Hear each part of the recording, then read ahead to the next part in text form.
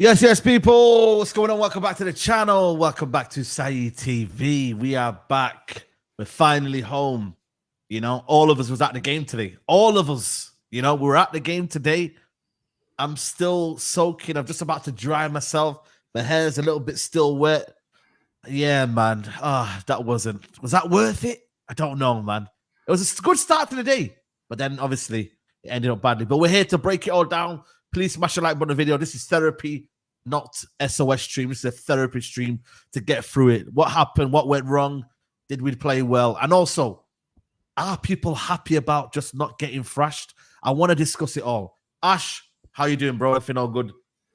Yeah, madness today with that weather. I mean, a beautiful day to start off. It was, what was it, like 22, 24 degrees at night? It was nice and warm, beautiful, sun shining. Exciting, going in, feeling a little bit weird about the situation of, you know, obviously we want to win, but at the same time you don't want to be handing titles over to Man City and that. So, and then at the end of the game with the rain, like torrential rain, lightning in the stadium, got one of the biggest cheers when the lightning hit the stadium and all that, or just outside the stadium. I believe you just took my line, Ash. Cannot believe you just took my joke. I just said that to you on camera, you fucking bastard. What would I can't believe you done that. You know what? I heard it and took it. Do you know what I mean? It was beautiful double A. I appreciate the assist. Nah, it was it was nice. It was nice. It was nice weather-wise. I mean, performance. You know what? I'm kind of happy with the midfield, but we'll discuss that anyway. No, nice to see always, boys, and the chat and that, and we'll get into it. Yeah, man. Double A, big up to you, man. Hope you're well. Hope you're back and. You know what I mean? And yeah. Well, I saw you an hour ago. I know, but still, man, I had to make sure you got home safe, man. So you were driving back, you know what I mean? So. No, mate. Luckily it was mate. I feel like I've been robbed of Ash, so that I'm a bit gutted now. I feel a bit my pants have been pulled down. It wasn't that good anyway, Double A. Don't worry about it. It was good enough for you to take though, mate, wasn't it? Good enough for you to rob. Do you know what? Right. I think today, in terms of the Old Trafford experience of going to a game, has probably been my favourite of the season. The match is the match, and we'll talk about that. But I think pre-game, post-game, I think it's been really enjoyable. Met up with a lot of people, seen a lot of new faces, and met some people I know for the first time in real life and stuff like that. So, and listen, that thing at the end, having to hide for 40 minutes at the Munich Memorial we used to because it was torrential. I've not seen a monsoon like that, especially at Old Trafford, ever in my life. That was ridiculous. That was terrible, man. Terrible, honestly. And as no one said before, that Thunder and Lightning got the biggest cheer of the game. big up, man. Flawless. Hope you're well, man. You was at the game today. Yeah, man. How are you doing first and foremost, man? Yeah, man. All bless. You mentioned that. Obviously, we'll talk about it. It was good to see yourself. Good to see Double A, Norrid, and a few others. That's what I was looking forward to most. I was like, towards the back end of the season, you managed to get me a ticket, and it's like, all right, you know what? Let me go, because it may not see everyone for a while. It's Arsenal. Should be at least the atmosphere will be good. And you mentioned it there. We didn't get battered, because that was the conversation leading into the game, was how many are Arsenal going to score. And yeah, we competed. I'll say that much, but you see the limitations. Like, and I said that to you afterwards, like, when you're watching the game live, as you three are on a regular basis, I understand why you lot get so mad. Like, I get it. Like, I fully understand watching that. Because that's one of our better performances. So imagine what it's like when we're not. And it's like, where was that against Palace? I forget the result and the opposite. I'm just saying the application. And we're playing a much better side in Arsenal. We'll get into that. But yeah, I'm blessed, man. No complaints, man. 100%. Big up. Adam says, what's this title? We're happy we didn't get flogged. No, I was asking. The question of the video is, are we happy we didn't get embarrassed? You know what I mean? Is that the standards? Has it fallen? You know what I mean? That's where my kind of question is, man. But I want to ask you, man. I came into the game thinking we're going to get thumped. We didn't get thumped, but we didn't also fight in a boxing ring. Do you get it? Even though they didn't really give anything much anyway, but it's almost if we didn't throw the punch as well. We kind of almost like... We lost on points, but everyone was expecting us to get knocked around inside 3-4 rounds. Yeah. That's what it was. We went the distance, which was a surprise, but we got comfortably outboxed. Like, we lost Basically, probably That's what it 11 rounds to 1. Yeah, we probably lost 11 rounds to 1, but we're a boxer we have no punch whatsoever. We have no power whatsoever. Got no arms. We've got no arms. Yeah, Fighting with no arms. bro. I'm telling you, man. Well, we don't have any of the fundamentals. There's nothing technically sound about us from a boxing perspective, and we have no power whatsoever. There's no. Not even got a corner, man. Yeah. Bro, we didn't get a corner. You have to carry your own bucket. No, so we've not even got a corner, man. Saeed. I mean, actually, we got no coaching. We got nothing. Nobody, no coach, no nothing. We just turn up with our own. You get what I'm saying? Own bucket, own water, and just like, all right, let's give this a go. Towel needs to be thrown in, though, innit? Towel definitely needs to be thrown in. That's for sure. I mean, it's yeah. You're right. Oh man, I can't believe this. 4- goal difference, 2 wins the last 10 in the league, 82 goals conceded. This the worst in 53 years. Let that sink in. You know what's magic? There's another season now, Saeed. Season. Apparently Roy Keane. I can't believe Roy Keane, man. You know what I mean, bro? I swear, why has his tune changed? You know, because he was on the overlap saying it's not good enough, and Gareth Southgate is a good appointment. What's that? Has Gary Neville got into his ear? Has Gary Neville told him now, if you want to stay on the overlap, you got to speak about how good the manager is? Gary Neville's in the Reddies with a new stadium, mate. So he has to toe the line. Get out of here, man. His hotel football is probably going to be attached to the new stadium. So he's like, if I want that, I need to get on board. Based on what? I don't get what. Based on what are we giving him 1 more year? Based on what? Structure and these players. That's all you hear. These players and structure. That's all you hear. Nah, but it's that's not a joke, man. They all should go. Yeah, I was having not an argument, but a debate with my dad today, and he's like, "Well, no, but give him." And I was like, "I don't have that. We're okay to say he is not the man. He is not good enough." And both things can be true. The manager can be not good enough, and the players can be not good enough, and that's where Manchester United find ourselves. Like, one thing I will not get on board with, and this is where I get called deluded because my standards are far higher than what Manchester United are. I could not walk away from Old Trafford and ever say, well, at least it wasn't 2-3, 4-0. I can't. Crazy, yeah, no. Because Manchester United, no matter where we are, should always give Arsenal Football Club a game, because that's what I was always raised upon doing. It doesn't matter. And for me today, Arsenal never got out of second gear. And we have a great ability of teams not having to play well for us to play bad. And I thought we were terrible today. You can talk, the midfield did better. The defense did better. But up front, someone said Toothless FC. We haven't even got a mouth. Like, we literally can't even back. We can't even gum you to death. We can't do nothing. Like, we have nothing at all. And I don't know what it is about our left wing, right? Where the left winger has to become a bumper car, just consistently bang, like bump into defenders every which way. The amount of times Garnacho did nothing. He runs. Bro, I swear down, man. I was pissed off with Garnacho today, man. So he really tested my patience today, man. Well, I'm one of his biggest supporters, yeah. But same. It's like, you're not helping me, because it makes us look like dickheads, because it's like, told you. See? So, you know what I mean? It's like, do more, be better. And I was worried that he might get thrown. If we were to get hammered today, Ahmad might get thrown under the bus, because Ten Hag could say, well, I'll give him a chance.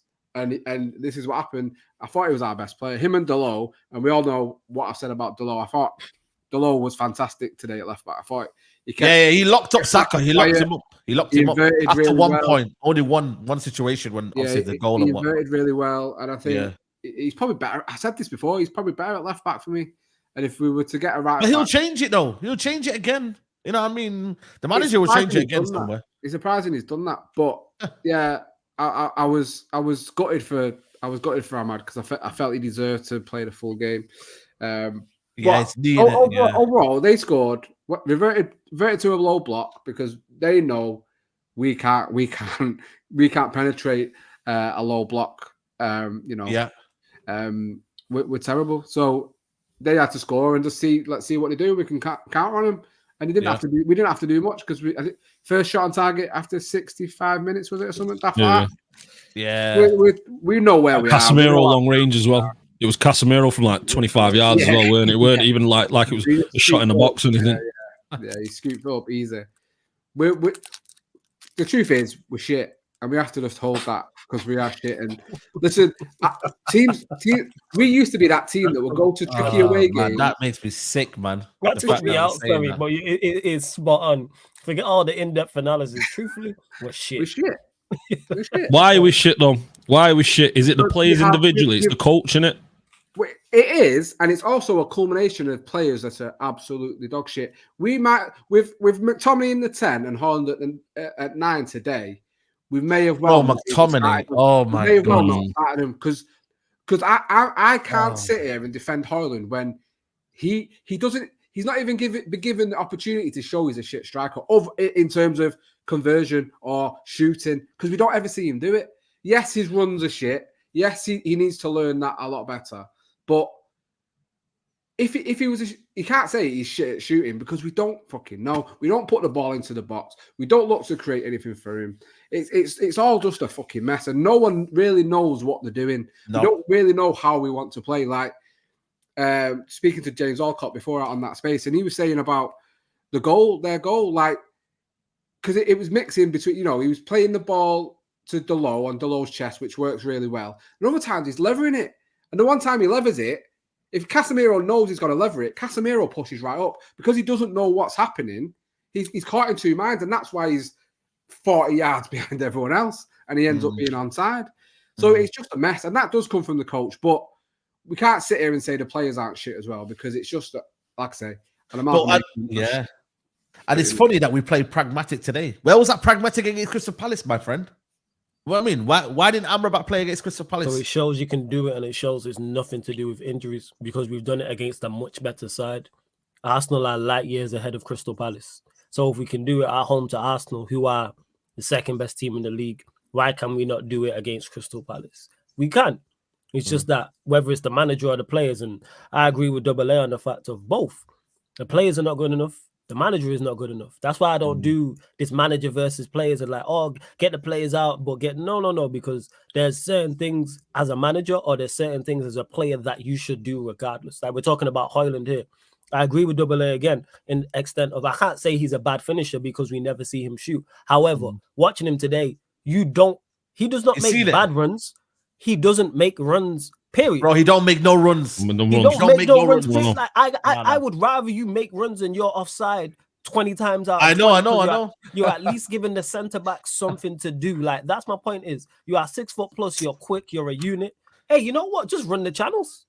Just basics. And if you don't get it, you run the channel again, and so forth and so forth. Because eventually, because there's so many lack of options for whoever's on the ball, they're gonna clip the ball over the top. I can't say he does not make runs. And again, that's not a manager thing. That isn't a system thing. That's on you. Whether you're hiding, I can't even call it a lack of confidence, but that's unacceptable. Not making runs. And by the way, I'm not saying to say, like people are trying to I'm just trying to say, like he's our striker. We have to criticize Hoyland. I'm not calling him off. I'm not. I actually think for me, there'll be some benefit in the future with Hoyland. But my word, if I can't say he's not learning in terms of making runs and whatnot, it's making it easy for defenders. Like, come on, what am I supposed to do, man? Like, just be like, yeah, cool. He's young and he'll get better. Like, I have to criticize Hoyland, man.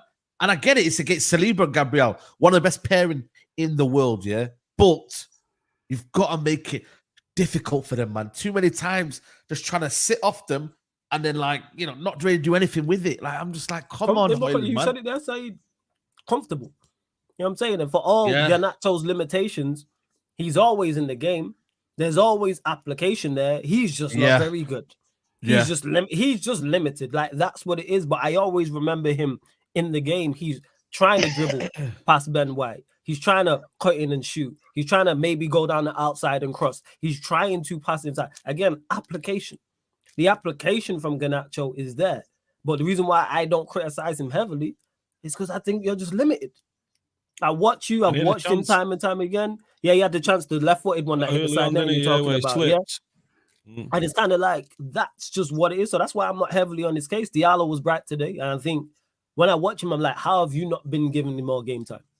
Not saying he's the answer, but we know what's not the answer is everybody else who's been playing in front of you. Why is it taking to game week 36 for Diallo to get a start?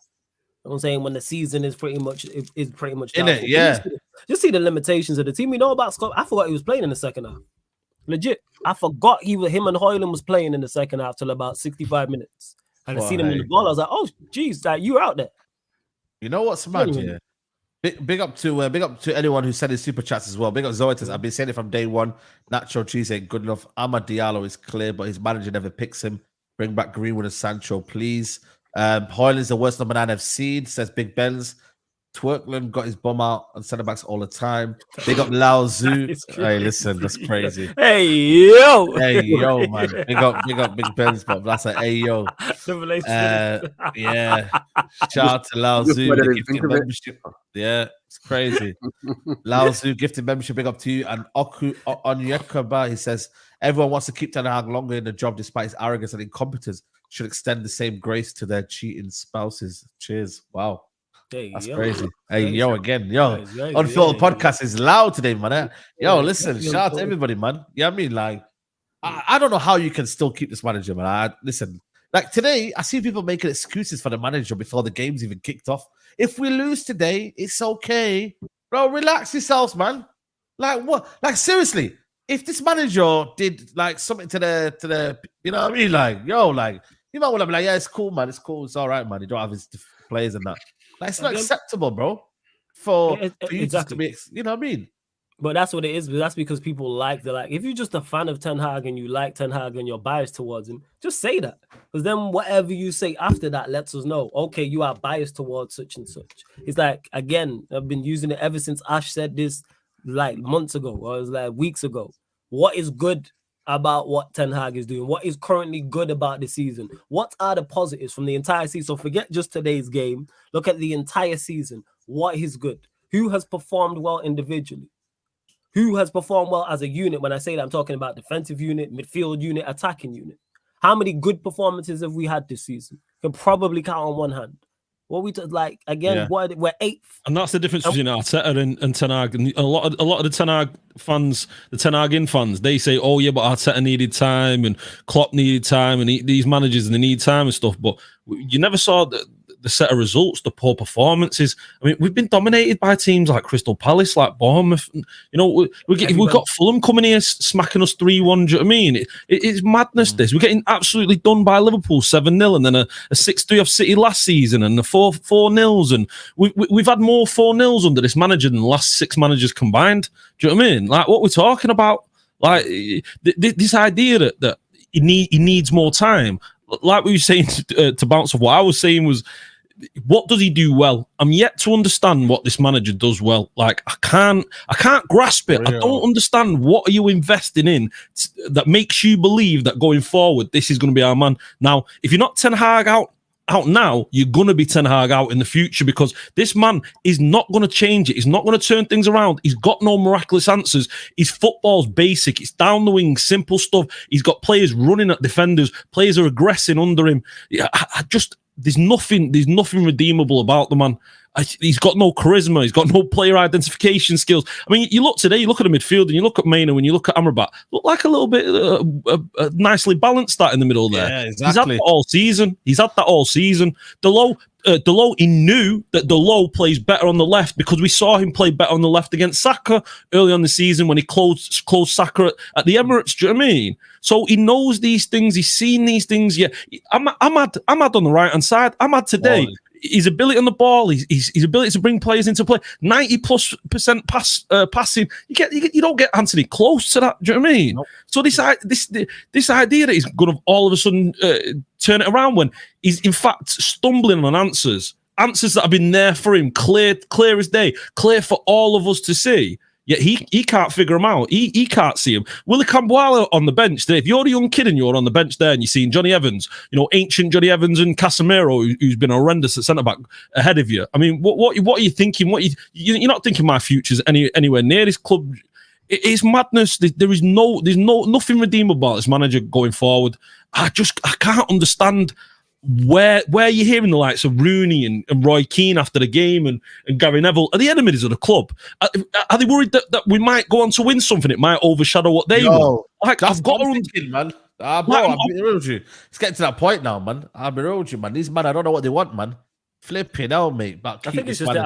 I think it's the again. I talk about bias. I think it's just their bias for the club, like because remember there's that mentality, and fans have it as well, where it's we're Manchester United, we stick together, we don't sack managers, we back our own type of thing, which is just rubbish because in the history of Manchester United, we've sacked managers. Just go back, just Google it. And there's been a list of managers who have been sacked, but there seems to be this thing of, we don't do that here. That's something that other clubs do, like Real Madrid will do it, Bayern Munich will do it, Chelsea will do it, Arsenal. No. We have to back who is ever in the hot seat, regardless. No, it doesn't work like that. Trial and error. Like what? You don't do that in any other walk of life. Never mind at the highest level of sport, which Manchester United are at. It's not working with this manager, and it's not even like it's slightly just not working. It's not like there's all right. If he maybe changes this, then we can head back. And when Ash mentioned it, when people compare him to Arteta and Klopp, one thing neither of those two did was regress. It's not like Klopp had a season where he finished second or third, and then he was 7th, 8th the next season. Arteta was 8th twice, then it was 5th, then it was 2nd. What are we talking? And there's still Arsenal fans who don't back Arteta because he's falling short and will probably fall, and will not even probably will fall short again this season. When is it acceptable? We're 8th, bro. And we're gonna finish. Don't get mistaken. We will finish 8th. I don't think we're finishing beating Newcastle. Newcastle will be 8th. Never mind the list. I don't think we get another point. I don't think we get another point in the season. I think wouldn't be surprised, would it? That's the worrying thing. It would not be surprising. Who's scared of playing with us? Newcastle absolutely leveled us in the League Cup. They're in good form. They're not. I only drew the other day, but their tails will be up. Brighton away is a place we crumble, and I expect that to probably happen again. Yeah, City are gonna absolutely just. I mean, can we finish? Like I said, the only win I'm taking. Yeah, we can. But West Ham got City away, so they ain't winning that. No, they wouldn't. We'll probably finish 8th. Yeah, I think we're finishing 8th. Yeah, and that's deserved. Like someone just said in the chat, we've won 16 games out of 36 this season. Wait, for me, what? We've probably won 16 games out of 36 this season. Nah, that's crazy. That's what crazy. I have to look at it. That's under 50%. That's under 50%. If that's the case, how can anyone have a case for this manager to keep his job? How in any way is that good for? Listen, that barely be good enough for. Yeah, it's not good enough for a mid-table club. So how's it good enough for West Ham or something? We won 16 games. We won 16 games, lost 14 this season. -4. Spent more time watching us lose than we have watching us win. Yeah. And even when we win, it feels like a loss. Yeah, exactly. That's what I was going to say. And then today, the loss apparently feels like a win to most. It's because it's like was I potentially faring the worst? Yes, because of how Arsenal have been playing and how we are. Flawless. Let me ask you a question. Go on. Did you see Leno do anything today? Arsenal. Raya didn't do nothing. Oh, Raya, yeah, no. Raya, sorry, Raya. I was going to say Leno. He didn't do anything. But I expected we are too. I know that our attack is not that good. I was talking about it on this show this season. I've spoken about it on this show this season. Even last season, I spoke about it because we didn't create a lot on this. It's just that Rashford, in terms of goals, had the form of his life last season, and him having the form of his life in terms of output got us to where we was at in regards to the return. I think it was 58 league goals we scored last season. I think he got 17 of them.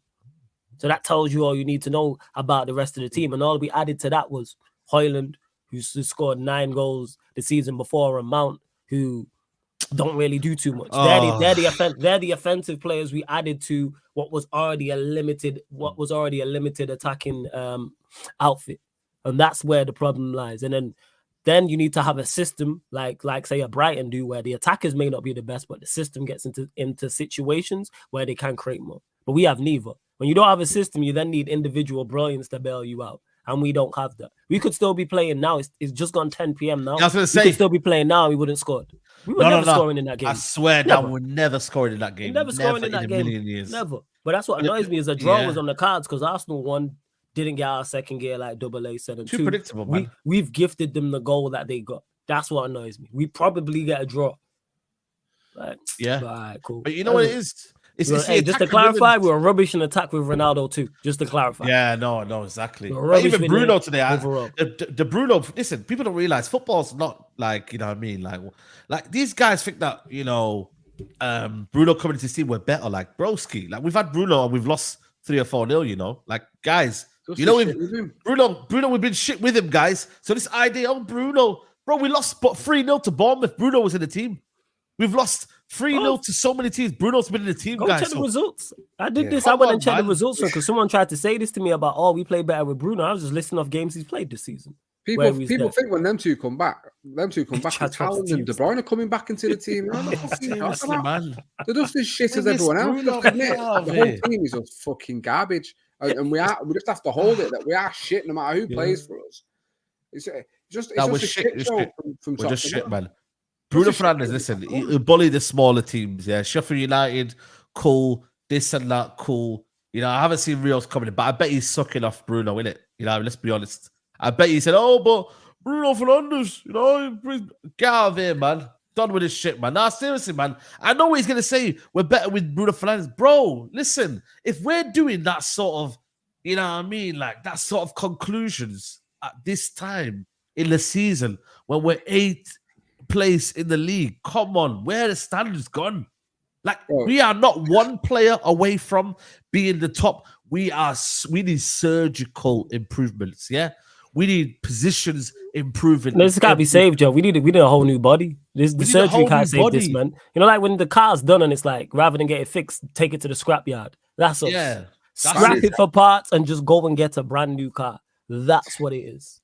I think we have the resources to do that. I won't even scrap it for parts. I'll just do what fucking what Drake did. The women, matters, just crush the thing. Just a good kid, Man City man. Just crush it, mate. Not even worth any parts. Yeah, what's this here now? You can't progress a team with so many injuries. It's like swimming with your hands on your back, and you have to keep your head above the water level. Still, we had the FA Cup final. He's gone to analogies. He's got manager going to analogies. Do you know what I mean? Oh my god, it's actually true. Is that true? By the way, that can't be, man. Man's made that up. There's no way he No, said that. It's like swimming with your hands on your back. That sounds like something he says, you know. It's like swimming with hands on your what? Wait, what? Take it from someone who can't swim as I am. I've never tried to swim with my hands on it. What are you and blaming injuries as well? You're the manager. You've invested money. Yeah, go on. You know who's swimming with the hands behind the back? Kobe Minu. Do you know what I mean? Of that poor kid out there, he's dying. Do you know what I mean? Like you see him trying to do, you see him like his ability on the ball, his ability to bring the ball forward, and just the people around him. I feel sorry for that kid, and you see the coaching across the board. You see with Garnacho.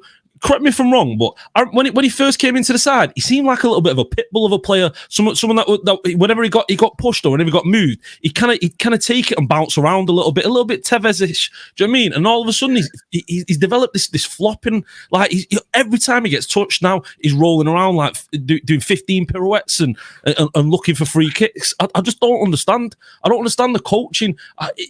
Bro, Hoyland and. I'm done with a manager, and as much as we can say the players, these players are better than 8th. They're better than what they're showing. Do you know what I mean? Like they are better than this. This has been horrendous. Do you know what I mean? You look at the regression on Casemiro. Have we ever seen such a top level professional regress so much as we've seen in the last 12 months from Casemiro? We were saying 3 months ago like we'd keep Casemiro. Do you know what I mean? And we'd keep him around the squad. Right now, you look at him thinking, nah, he needs to go. He needs to go as well. He needs to be one of the first out the door. Like there's no one worth saving in this team right now, and no. I believe a lot of it's down to the coaching and just them not being able to get anything out of these players. Do you know what I mean? And I agree. One thing I'd say on Garnacho, and this is one thing why I was so adamant of him not playing so many games. I actually think he believes his own hype and that he is bro. That's the biggest one. And that's the culture that's been set into Manchester United for the last 10 years. That players, Rashford was one, Bruno you could say is one, Maguire has been one, McTominay has been one. These players, and Anthony you could say, these players that get in the team know they're not going to be dropped. Ollie used to do it all the time with certain players, McFred being the biggest crime of all of that. These players get in the team and know they ain't going anywhere, so they rest on the laurels. And his progression for me as a young player, you can talk about his idea if he's good enough or not. I'm not talking about that, but I actually think his progression as a football player, young football player, has been hindered by the fact that he has had to play so many games in what is a very poorly coached, underperforming team, where he clearly thinks the manager thinks I'm a star player. It's not going to get taken off. He should have got taken off today for me. I thought he wasn't good at all. He looked dangerous, but he was crap once he got near the box.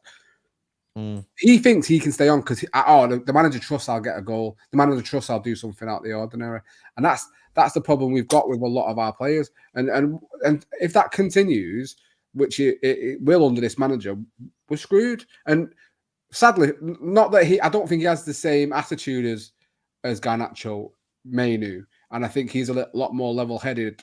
But you can see a lot of the same things are happening. But with him, it's the case of how am I here and the rest of them are all here? Because none of them can do what I want to do.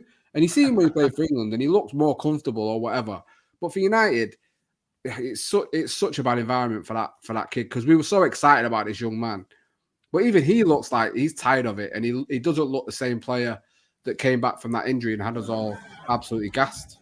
Apparently, this is the sorry to cut you off, but apparently this is Arsenal. This is a dressing room of the Arsenal fan instead. Nah, surely not. Now, he's like, hey, you know what? Fuck him. You know what I'm saying? They're the ops. I don't care. Fix everywhere else, mate. That's what we need to do. How about you fix the roof?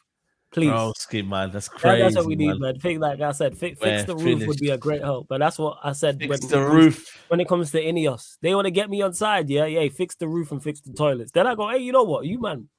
How can that happen? Did you go past the toilets and that? Did you see how bad it was in there? Nah, I didn't see. It's shocking, man. It wasn't terrible. Unfortunately enough, I was nowhere near the leaking part as well, where I was sat. So that was good. It wasn't until you told me about it. Bro, I swear down, man. It epitomizes where we at the football club. The roof's leaking. Like I stayed in this. I did my match reaction in the stadium, brothers. I've not done that for about 2 years.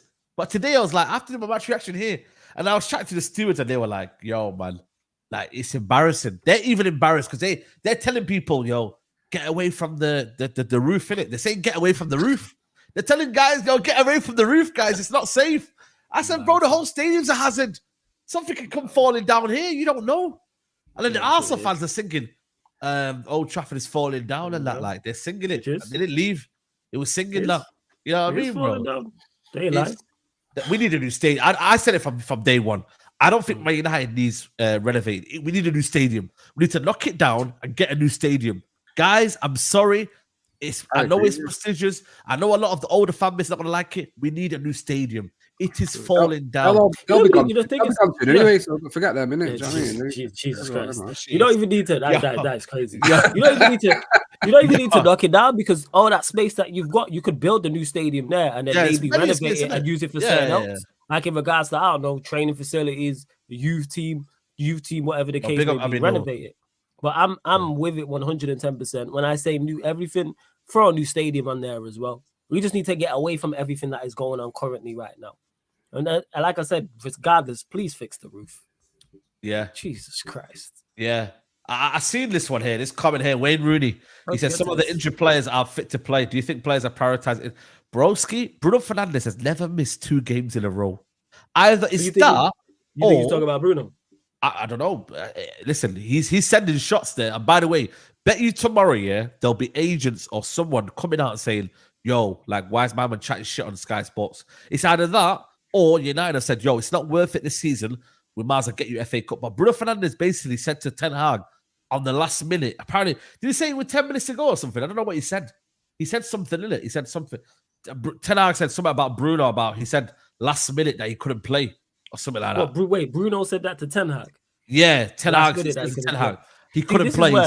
Thing is, though, yeah, go on, Double A. I was going to say, Bruno played with a broken wrist. I think it's Rashford, mate. Because Rashford's Euros place is under threat. We've seen him all season. The FA Cup final. What's the point in playing in 3 dead rubbers for the remainder of the season? Nothing. They don't mean anything. I can play an FA Cup final, see what I do there, and then I'm ready for the Euros. I don't think. I think Rashford, mate. Oh shit! He's missing Wednesday as well. By the way, he's likely to miss Wednesday. Bruno Fernandes as well. So he's not playing Wednesday. Maguire as well. See, this is where the issue lies. Say names. He said something. That's what really is. Because we have a lot of players injured because you got Rashford, you got Bruno, you got Mount, you got Shaw, you got Varane, you got Martinez, you got Maguire, you got Lindelof. I'm probably missing a couple, but there's so many players in. Name names. Yeah, Who are you there talking go. about? I actually think he is wrong. I don't think any of the players are. Because to think about it, I think all of them players I've mentioned have played injured. I'm bar them out. Yeah. All the players I believe we've seen Martinez at the start play injured. Varane, we know how his injuries can be at times. Rashford's played injured. Bruno's played injured. I don't know. Do you know why? I don't Do you know think why? the Do you know why I Maguire's- think? Do you know why I think it is right? It's not Bruno. It's because I don't think it's Bruno either. I think they would say if it was Bruno because he's not English. The fact they're not saying the name makes me think it's probably Rashford. But we'll have to wait and see because if we get a tweet at 10 to 1 in the morning saying enough is enough, it's got to stop now. Yeah, I know. Rashford. Watch Rashford and his team. Yeah. It's damaging for my career. I'm but he Manchester shouldn't born feel and like I bred, said, God damn it. He didn't say names, so you shouldn't feel affected by it if you're not injured because there's so What did many they say in the people. It could interview? be. What did they say in the interview? Something about his commitment. Don't Oh doubt yeah, if you doubt my commitment, question he's my like, commitment. yeah. Oh, If you question my Fuels me commitment, more. even better. Fuels me more. Yeah, he said if questions, sure. That's how it looks. Right. But Hmm. Rooney should have just said names. Yeah, that's why I don't think it was. I genuinely don't think anyone is. I don't think anybody's ducking. That's what I'd say. I disagree. No. with I listen. I listen. For me, yeah. Big up to King Lacy. Thinking this Rashford is wild because he has a history of playing through injuries for this club. Yeah. For Ollie, he did. I don't think he's done it for this manager. He did it for Ollie. I don't know, man. It's crazy. But listen, yeah. If you doubt me, even better. My they've kind of just said, you know what, we've got Euros around. My kind of idea is, yeah, they're not really in a gut to get back in the team because there's nothing to play for, and it's FA Cup and the Euros, which is they're going to be a trophy. So you'd rather get through that rather than stressing yourself through. You know, I mean, let's be honest, man. Games. Someone just said then it can't be Rashford because he needs to get. Rashford's been shit all season and he's been in every single England squad. Do you think he's not going to the Euros? Yeah, just to clarify, yeah, Rashford is going to the Euros. Yeah, Southgate loves him. Yeah, Well, Rashford he shouldn't. No, he shouldn't. Let's be honest. he shouldn't. Of course, Oh no, he shouldn't be. absolutely not. There's Same way, 3-4 players ahead of you. Same way Maguire's going to the Euros regardless. That's why I don't think any of them. I don't see any of them ducking. That's what don't make sense to me for them to be like, I'm just not gonna play. Maybe it's Luke Shaw. Luke Shaw's been Yeah. missing since. Yeah, Luke Shaw's been there for the longest. Luke Shaw, man. Where is it? He's becoming Well, a molasses. Do you know what I mean? Yeah, but that's been Luke Shaw even before this injury. That's been Luke Shaw anyway. So I can't even say, he's done. He's always missing. Yeah. Has he not missed more games than Martial in the same time period? Since Imagine they it both was been Martial the whole time. Like since 2015, Martial's just been like, nah, I can't be bothered. Well, he was with Bruno today, man. Yeah. I'm done. Yeah. I could play, but nah. Okay. Nah, it's crazy, man. It's crazy. Well, By the way, that's the goal. speculation. Yo, Yeah. Rooney should have just said, man. Yeah, I'm really should have pressing said. Who? You Yeah. know what I'm saying? That's what you should have said. Man up and say it. If Yeah, you know, say it. say it. Yeah, Don't- the main. There's been rumors all season this has happened. It's been going on. It's not new. Like on that Twitter space, they asked me that question, and I said, Yeah. "There's rumors that it's this person or that person. Who I think it is this person." But like, I don't think. I think Bruno will play regardless I he's played. He's played. I think as well. I don't think he would do FA Cup or not. He's the captain. He wants to show out and play every single game if he can. That's why he's played pretty much consistently since he's come for the club. So to start saying it's Bruno and then reaching for the Euros, I don't. That doesn't make sense to me whatsoever. Whoever the main presenter was should have pressed him. I don't know if he did. I've not seen the full thing, but he should have pressed. Nah, who? Name names. Who's ducking? Some players. Our injury list is long. 8, 9, 10 players. Yeah. Like, He also said something about Ten Hag's interview that he what did he say here? He said something about if I was a player, I'll be insulted. I would be insulted, Rooney, on how players should feel about Ten Hag's post-match interview. I would be insulted. I don't know what he said, guys. Let me know in the comments what he said about them comments. I don't know what he said. I don't know what he kind of meant, but let me know what he said because I don't know. You know what I mean?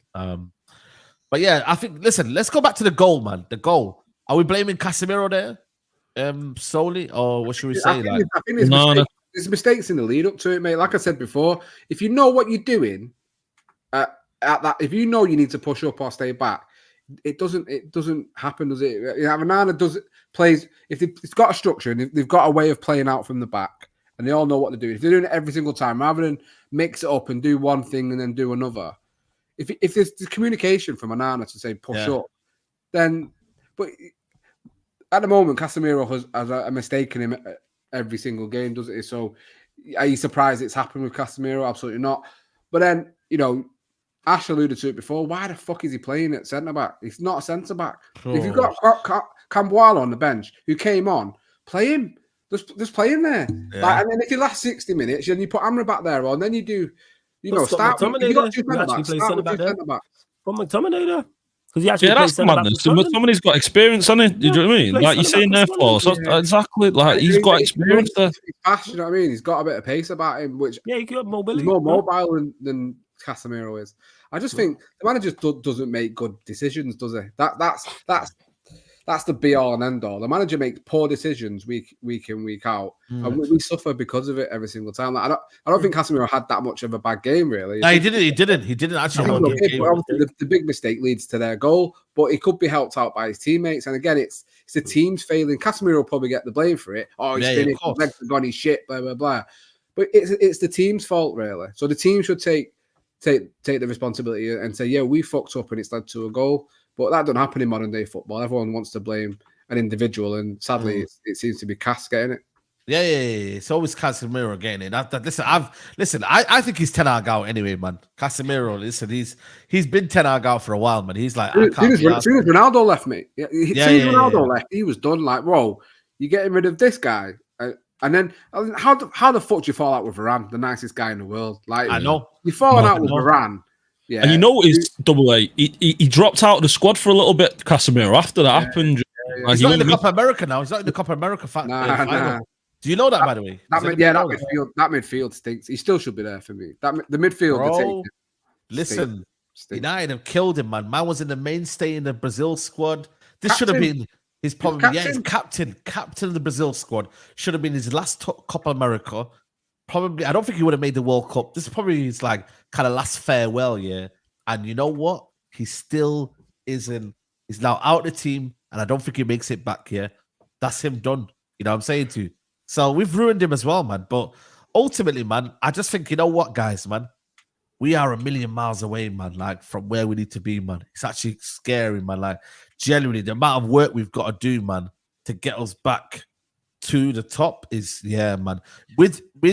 Without Erik Ten Hag, these players, I think the quality, we can't be starting Garnacho next season. I think he's a bench player at best. McTominay, oh my God, the captain today. I want to know how many forward passes he made today. Genuinely, guys, does anybody know how many forward passes he made today? This brother is a captain for Man United. Why? I know he had the lowest passing accuracy in the midfield. He had the lowest. Amrabat and Manu and the Arsenal boys passed more than him. Obviously, he was the lowest passing accuracy. It's not surprising, is it? I mean, he struggles to make 10, 15 passes a game. I think he actually today got up to a few passes, but he doesn't offer anything. And the thing that worries me about McTominay is he never presses, he never tackles. He can't tackle. Have you ever seen him tackle? He struggles. He struggles to get the ball off a player in the midfield, and that's one of the fundamental things you need as a midfielder is to be able to disrupt the play inside. He can't do that. He's got no idea how to do it. He's one of, like I've said before. Yeah, for me personally, he's the worst. He's the worst football player I've ever seen in terms of technical ability and what he offers in terms of being good on the ball and passing. He's the worst I've ever seen. He doesn't offer you anything. Someone's just said that he's Coventry level at best. He won't get in Coventry's team. He fucking battered us. Are you mad? You get nowhere near that team. But just a quick thing on the captaincy as well. This is another thing that pisses me off about Ten Hag. For Palace, Casemiro was the captain, and then he's played again today, but then he gave it McTominay. So you're telling me McTominay is a more established, higher in the pecking order? That's mad. Imagine what Casemiro thought seeing that. Imagine being Casemiro with your 5 Champions Leagues, whatever. Do you know what I mean? You're there and you're looking, and you see McTominay getting the armband over you after you just had it a couple of days before. Imagine. No, that's crazy. A player who you wanted to get rid of, and the only reason he's playing is because he scored 2 goals against Brentford and kept you in a job. That's all. Let's be honest. This manager for me, it's scrambling. Absolute scrambling day to day. Don't know, have a fucking clue what he's doing day to day. No, he didn't say it right. I bet he's not got a Google planner because he can't have anything planned for the week. I mean, just any day, just see what go in and vibes all day. Mad. Yeah. It's mad. Yeah, Dallo was good, man. Dallo Stephanie's was right. good. I'd rather give it Dalot. I think Dalot's proved Yeah. in terms of attitude and application. Whatever I think of him as a footballer, you know, and he is winning me rounds. I think today he was brilliant. Yeah. I'd rather Dalot have it, to be honest. I think he gets what it is to be a United player at least. And people say that about McTominay, but Dalot can actually kick a ball 5 yards and forward as well, which is surprising. Yeah, that's what I'm saying, bro. You know what I mean? Big up to Luke MCFC says, if you had a fully fit squad, even with this managing charge, do you think you would have done better with this dead out tactics? No, because these players you men are talking about is not all. Who is missing? That's what I want to know. Shaw, Martinez, Bruno. Yeah, sure. All right, so Bruno's played the vast majority of the season. Varane has played a lot of the season. If we go and check, Shaw's the only one. So Shaw and Martinez are the only two who have been out for some significant amount of time. So if you're relying on two players, that means how bad is your system? That means you don't have a functioning system. Because if the system only functions, what about Newcastle? Individuals, they've got more injuries than us. Yes, Newcastle have had more injuries. Newcastle got injuries. Everyone's had injuries are part of the game. With Martinez coming back, that was going to unlock Onana, remember? And then all this whole paid out for the back thing, it's gonna be laser passes all over the pitch. Don't forget that. I'm tired, man. Onana's distribution has been suspect on it. I mean, he can't kick a ball. He's just so bad. And just to clarify, even with a fully fit squad, the team's still not good enough. And I like Martinez, but it's not solely him. Would he improve us? Yes. But you know what it is though? For every way we play, and by the way, there's only 544 likes and 1.8k in the building. Guys, we've come from the rain. Come on, guys. Guys, please like the video. Get to 1,000 likes ASAP. Before the hour mark, please get the likes up, people. Let the likes rain down on us like the old Trafford roof. Come on. Yeah, come on, man. Come on. Seriously, man. Let the likes rain down like the old Trafford roof.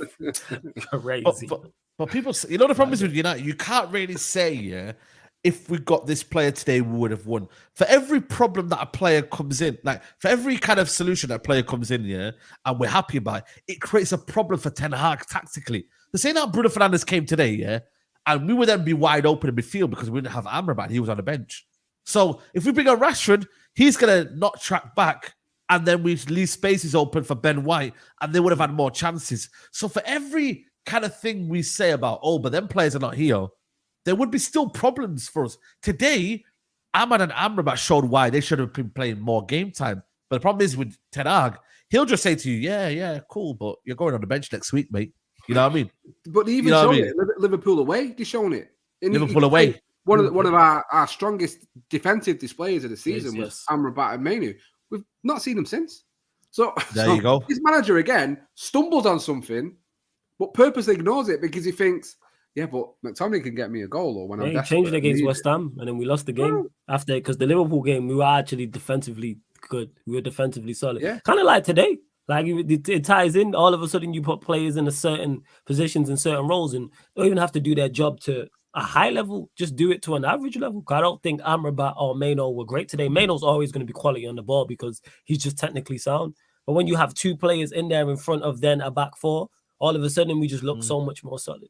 Because the low going to do his job whether you rate him or not. Same with Wan-Bissaka, Johnny Evans. The only bad game I think he's had is Crystal Palace. I think he's been solid not ever since, but bar that game. And even Casemiro looked better today. So you have four, and then you got two in front. All of a sudden, we tougher to break down against one of the better teams and one of the best teams, in the league. It's really not difficult. But then you go and put a McTominay in there who's not going to do that, or Bruno, who is defensively a liability. But we don't look at Bruno as a defensive liability because he plays in the 10. People don't see it that way, but that is the case because they're pressing for no reason. And it's a big gap, and then it's 3-on-2 in the midfield. And sometimes the 3-on-2 is 3-on-1 because the other one's McTominay. Yep. So he's just Maino by himself. Yep. Yeah, literally, that's what it is, man. You know what I'm saying to you people, man? Like, I just, man, tactically we're far off, you know what I mean? And like I said, man, the fact that, a lot of United fans are content with what they saw in terms of maybe just shows you, I'm not trying to have a go at anyone, but just shows you how far we've fallen as a club. Like, we didn't get embarrassed today, Like, it shows even me when I was doing my match reaction, there was a guy that sat behind me and he was like, yeah, yeah, facts. He was basically saying, yeah, I agree with you. Like the fact that we're coming out of this game thinking, well, at least we didn't get embarrassed. Because they're being honest about the situation of where we're at. You're not happy about it, Saeed. None of us are happy about it. But one thing we are all here is honest. And that's just the facts of the matter is we are all glad we didn't get. We are relieved that we did not get battered today, because we know that it's potential. If someone would have said, "Hey, United got getting packed 4-0 against Arsenal," we'd all go, "I can see why." You know what? As well, yeah, go on. They had no intention to come and batter us either. You saw that in the way they played. Do you know what I mean? They had no intention to play open, play expansive. So we kind of fell into how they wanted to play. They wanted to just nick a goal and then just sit back, contain us, knowing, expecting that we're not going to score, we're not going to create anything. You know, it was so easy. They were just palming us off as if we were nothing. Do you know what I mean? Just swatting us away.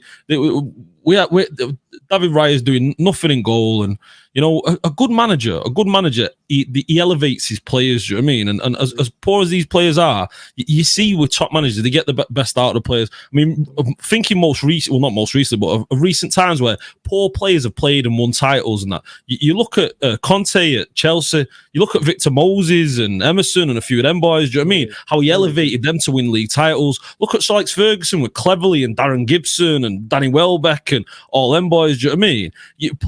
A manager's supposed to elevate the players and improve them. Now, again, these players aren't good enough. No, but the performance they're putting in at the moment, they look lost. They look like they've got no idea what to do. And not only that, it's not that they've got no idea what to do. They're being told poor instructions, bad instructions. We heard this week leaks about how they were trying to get prepared for the Everton game. And they were preparing, they was watching video after video after video. They go into the Everton game, and in the first 10 minutes, it's completely different to what they've been told from the manager. I mean, that says it all. I mean, what we talking about? I didn't know about this. Wait. Yeah, the leaks from the Brazilian Twitter account, innit?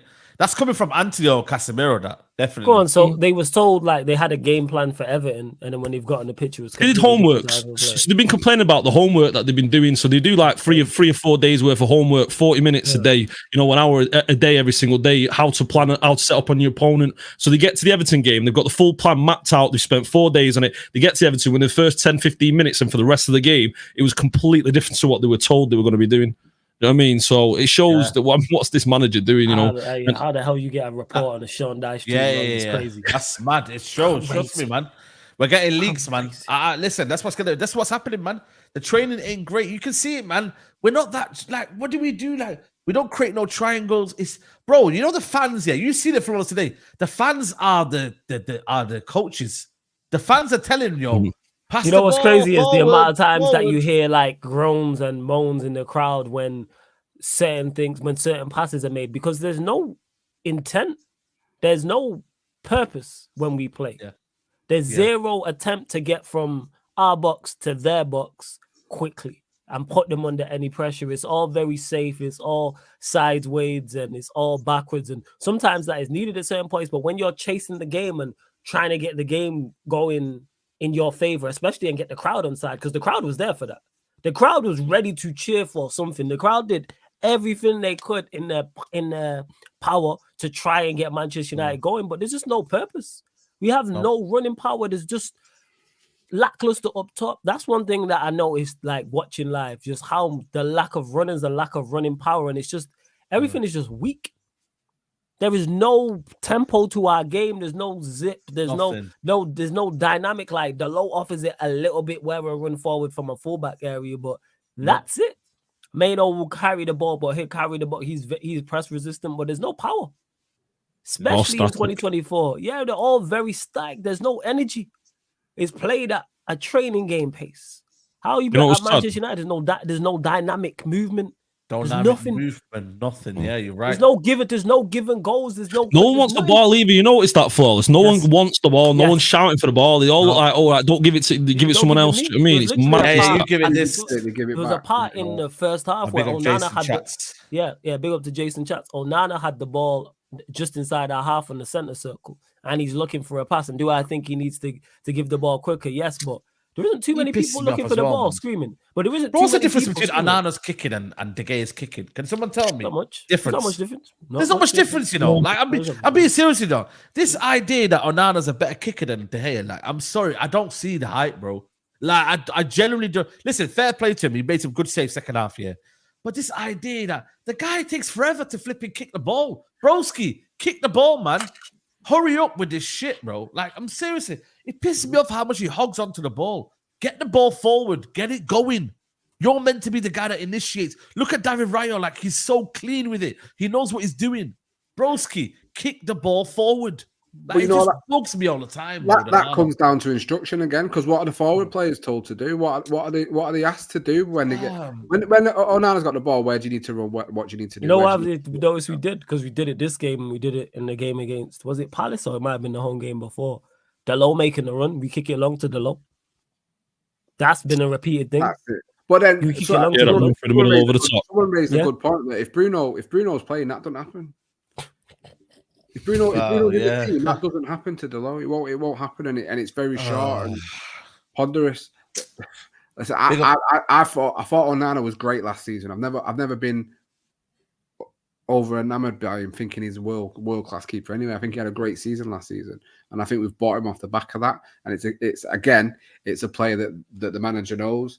I think we're seeing him for what he is. He has some good moments, but is he a great goalkeeper? No, he's just a very decent one, and I think that's all he's ever going to be. I don't think he's not going to turn into this world class shot stopper, this world class playing out from the back. I think he's okay at it, but again, I've never seen anything to think, And then it's when people say, "No, but he needs the players around him to do it." I don't think that's the case. I just don't think he's very good at it, and that's fine. But we've wasted 43 million, whatever it was, on him, when we could have just kept De Gea for another season and looked to get someone else a little bit better. We should have went and got someone better than Onana. That's the problem. We could have got Onana for free this season till I came. Do you know what I mean? And had him as an understudy and kind of rotated between De Gea to see what he was about. But Ten Hag thought, he didn't want him then. I mean, the thing that frustrates me with Onana is, and the forward players, there seems to be no routines. There seems to be no signals. Like there's no signals. Like there's no movement. Right. There's kind of like double steps, anything like that to signal to the goalkeeper. Like right now, I want the ball over the top. I'm going to come short at this moment, and then the ball should be delivered over the top. It's just completely randomly spammed from Onana. Sometimes he's too quick with the ball. Sometimes he's too slow with the ball, and there's no rhyme or reason to it. It makes no sense. And I could understand if he was a great shot stopper like we've seen with David De Gea. David De Gea, we kind of forgive him because of his kicking, because of how good he was, shot stopping. And we need to talk about last season. The reason why Ten Hag potentially had the season that he did was because of the great season and because of the goals that David De Gea was stopping. I don't think it's mentioned enough. David De Gea got us to that third position because of the stops. Okay, I did a big mistake, but nowhere near as many mistakes as Onana's had this season. And it's like, to lose David De Gea for Onana, it's definitely been a misstep. Definitely, we've taken a few steps backwards with that one, and I can't have faith with him going forward. I don't know what you boys feel like, but every time a ball goes near the box, I'm panicking. I'm worrying, looking at Onana, thinking, is he going to stop this? Is there going to be some kind of calamitous movement? You see the way he dives. You see the way he positions himself. You saw against Crystal Palace, absolutely fluffing. And this isn't one thing where it happens once every 3 months. Happens at least once or twice a month now. It goes back to the days when we had Barthez. Do you know what I mean? Where we knew, he has make some nice saves, but it's just not worth it. It's just not worth it. And for 50 million, we should be getting a much better goalkeeper than we've got. And unfortunately, it's just another player that Ten Hag signed that is completely misidentified. You know what I mean? And you could add a list of those players, and the fact that this man spent 400 million, we've give Ten Hag 400 million to try and improve this squad, and then you're looking at it and you're thinking probably needs another 400, 600, 800 million on it. Do you know what I mean? Like, I think it did anyway. But then you look at every player he's bought, who's been a success over the 2 seasons? Really, not one. Not one. When you deep it, yeah. Not one. There's not one. You say Martinez from last season, but he's gone missing. Casemiro's gone missing this season. Varane, it's not his signing, sorry. Eriksen fallen off a cliff after the injury last season.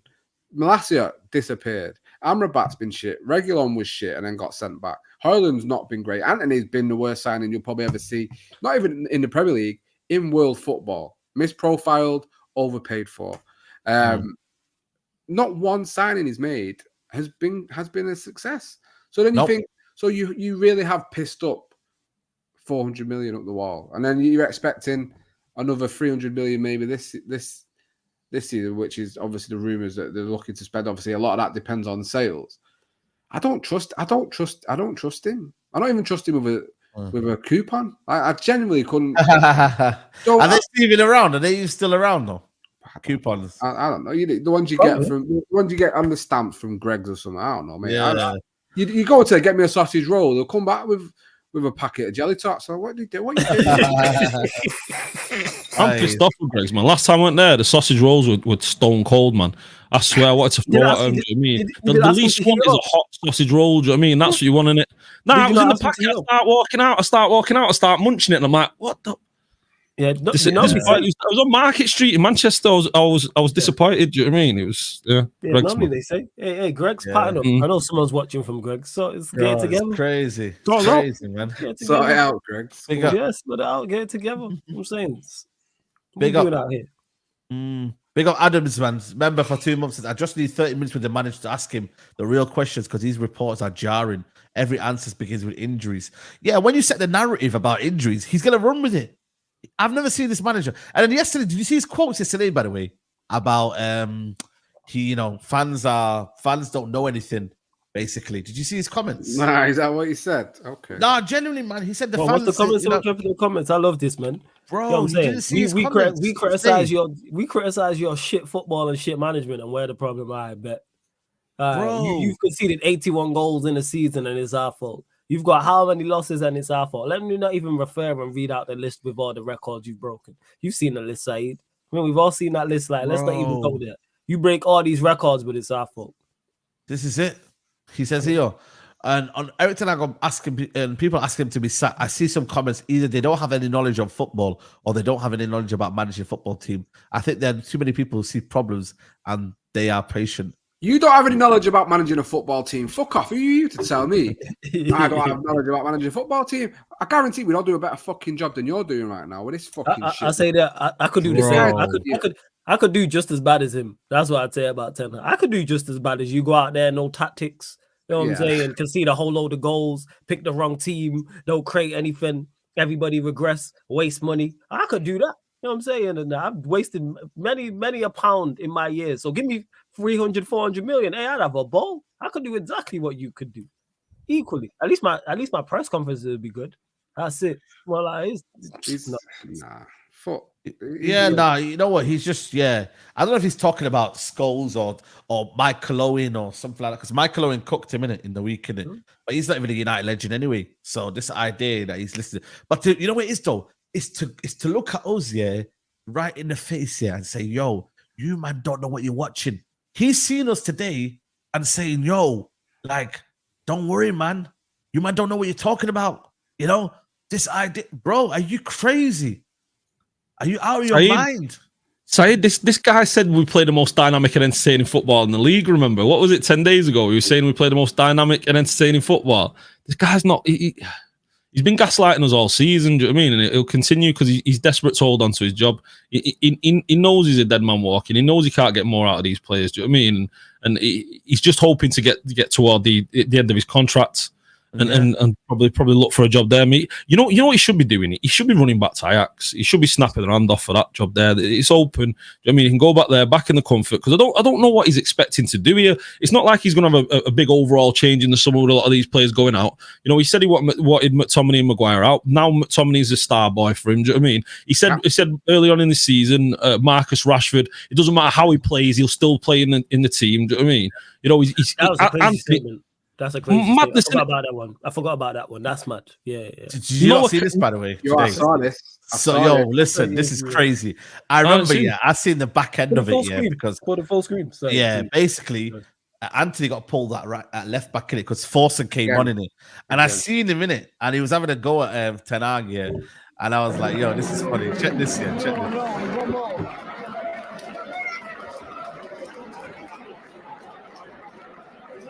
Check this. Someone has to drag him. Watch.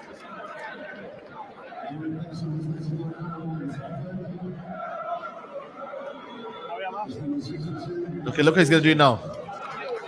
Are you right in the head?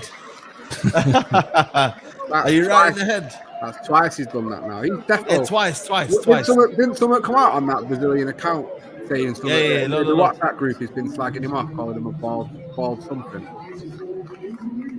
Yeah, mate. Somebody He's said lost it. When the guy that you've rather died for is doing that to you, you've lost it, mate. This is what I seen. That's the bit I seen. 90 million left back. Talking Brazilian to That's his Gabriel guy. Jesus as well. And he's prioritized Forsen to. It's not fake. That's not fake, bro. This is a real video. I was in the stadium and saw it. I was in the stadium, bro. I was in the stadium. Yeah, Oh no, I think they're saying about the WhatsApp thing about him slagging. Oh, the WhatsApp. No, I'm joking. Sorry. Well, obviously, it's clearly he's not happy with Ten Hag, is he? So yes, there's someone a leak. There's a leak anyway. And it could be Casemiro, it could be anyone. It could be a Brazilian. It could be the wife. It could be whatever. I said it's a leak, man. Nah, man, it's the roof. That's what it is. The roof. Yeah. You know what? It's the roof. The information, man. The interview, the roof. That's what it is. Honestly, the players leak like the roof anyway. So it's spot on with that because they've had it for years. How are you putting in my left back, bro? I get it. There's injuries here, but that's your guy, Why bro. Forsen's not that great anyway. I don't know why he didn't do shit when he came on, man. Like, let Anthony, leave him there. Anthony barely had any time to play in his position. Like he didn't even give him. He couldn't even say he put him on there and was like, "Oh, you're not doing well there. Go back." Yeah. He actually had a decent moment, didn't he? He caught the ball and came up the pitch and had an okay shot. Yeah, he drove. Yeah. Bring Hamas.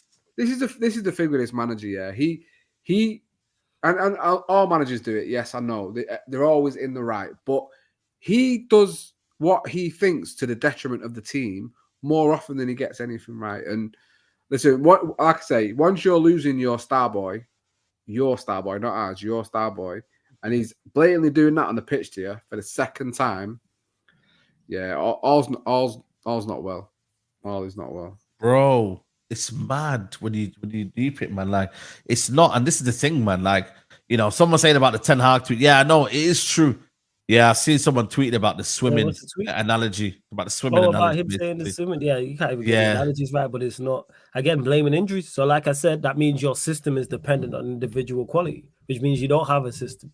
You have individuals. Like that's what that stems from, because your system should still work to a certain point, even without the better players there. And like I said, who we talking about? Talking about one man. We're talking about Martinez. Let's call a spade a spade. And if we're still relying on Luke Shaw in 2024, this is why we need to blow it all up. He's been here 10 years. We still waiting to get the best out of him. 10 years he's been here now. It's a wrap. Yeah. Show's over. You know what I'm saying? Pull the curtains. You know what I'm saying? Yellow tape round the dead body. There's nothing to see here. Let's move. Guys, ask you all a question. So Ten Hag stays, right, next season, and Ineos get their structure. Get rid of a lot of the players we don't like. Get some good replacements. Hand on heart, percentage-wise, how much improvement do you actually see Ten Hag giving this team? I don't know. With what you're seeing at this moment in time, we bet like 1 to 5% with better players. He's not going to turn things around, is he? He's not going to all of a sudden become this manager that's going to compete with Liverpool, City, and Arsenal. It's not going to happen. Just not. It's not. So what are we hoping for then? That we do what he did in the first season and we're a cup team and top 4 merchants. Is that the best we can get from this manager? If that's the case, then we need to look for better. We need to look for who is aiming to be the very best. He might want to be the very best, but I think from the evidence I've seen over 2 seasons, he's not the man to get us back to where we want to be. He's just not the man. You know what? You know how we know that? You know that because he's proven it. He's shown it in the fact that look at his charisma. He's got no charisma on the touchline. He's got no charisma with the players, with the fans, with the interviews, anything like that. When it comes to tactics and talking like the tactical game, that he's supposed to be a thinking manager. You listen to Tuchel talk, and Tuchel's He's levels above, and I'm not the biggest fan of Tuchel, by the way. But you listen to Tuchel in post-match, pre-match, all that. You listen to him going at Matthias, Lothar Matthias, and the rest of the Bayern boys like proper having an attack at him. You want to watch that, standing up for himself, and you listen to him dissect what he's doing on a football field, how players move, what positions they should be in. Ten Hag just comes with vibes. Ten Hag doesn't say anything tactically, specifically what's going on on the football field, what's going on wrong, and where players should be played, and how we playing in the final third of defense. Or he talks no tactics. He doesn't dissect anything he does. I mean, so to me, that just shows me that one, this manager's not tactically astute as we once thought he may have been, and two, the charisma, he's got no ability to motivate these players. Imagine coming into pre-season next season, and you're Anthony, and you've got him again, you're stuck with Ten Hag. Like, what are you expecting him? Is he going to level up? Where is he going to power up? Like, what's happening with Ten Hag charisma-wise? How is he going to all of a sudden get these players playing? I don't see any improvement. I don't understand how we could expect any improvement from this manager, because there's no reason, there's nowhere across the board looking at it that you can look and think, yeah, this man's gonna get any kind of improvement from these players. I'm floundered. I'm just hoping that Ineos are sat there looking at this and not necessarily Ineos, but Omar Barada, because he's the man that we're kind of pinning our hopes on. He's the one that's the tactician, the one that's the I hope he's the one that makes the decision, man. Omar Barada, man. That's who I've got my faith on. I don't really have faith in Dan Ashworth just yet, because he's coming in. He needs to get his legal battle sorted out, man. You know them ones there, like let him focus on that. It's really Omar Barada, man. But bro, if we got another season of Ten Hag, I might lose it, man. I swear down. I might not come to as many games next season. You know, because I'm just like disillusioned. If we does, I don't think he lasts the season. I just don't see it happening. But what's the point then? Like you said, because for Ineos, with so much change they're looking to bring to the club, I think the manager thing for me, I think it will depend on the FA Cup final. I think if we get battered, and we finish 8th.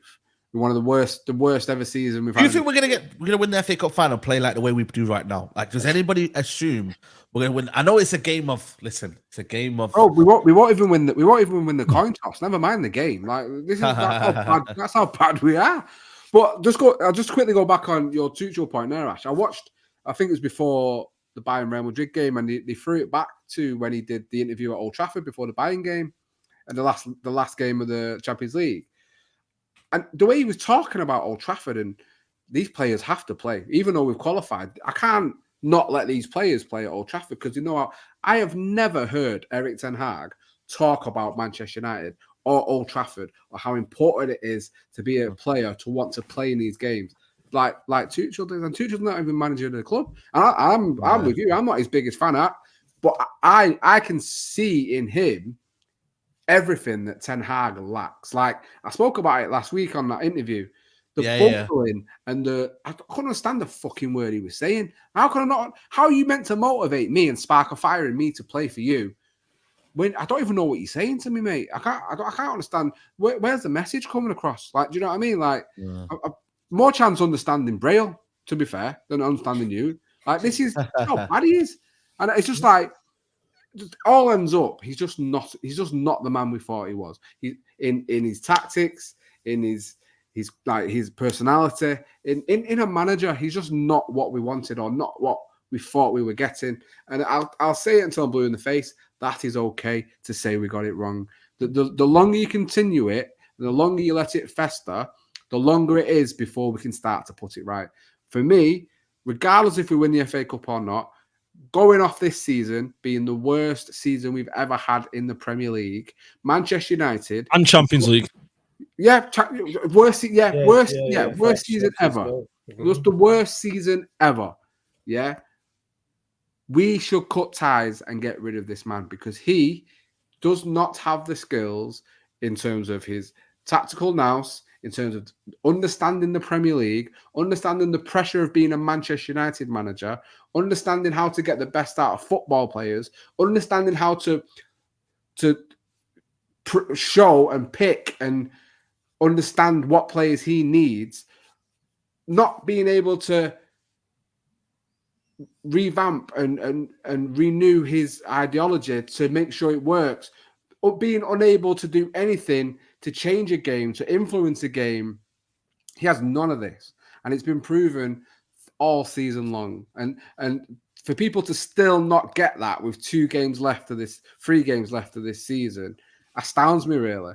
And I don't understand what you are clinging on. And again, it's I've said it.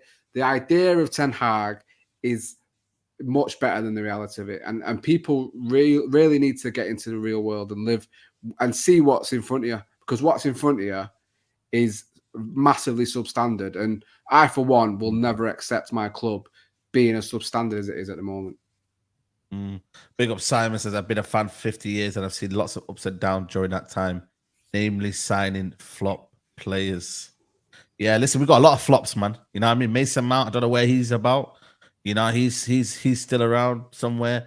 He's injured. You know what I mean? Like, it's tough, man. It's tough. You know what I mean? I speak to a lot of people, man. They say it's probably the worst time they've been a United fan. You know what I mean? In terms of, you know, David Moyes, he was always not cut for the job. This is a man that was cut for the job, really. Let's be honest. Yeah, the thing is with Moyes, he was only here for a short amount of time.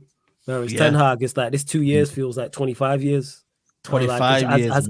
As bad as it's been. And it's the fall off as well. If this was his first season, as much as we'd be upset, as much as we'd be annoyed and irritated, there'd be more of an understanding because it's his first season. And then if he has the first season is the second season, we great. But because you had such a first season where you exceeded my expectations and the bar was on the floor, and it's like, okay, there is something to work with. Whether you rated the last season highly or not, there's something to go from. There's some form of platform where you go, all right, yes, there is a couple bad things, the beatings of Liverpool and City, but we did win a trophy.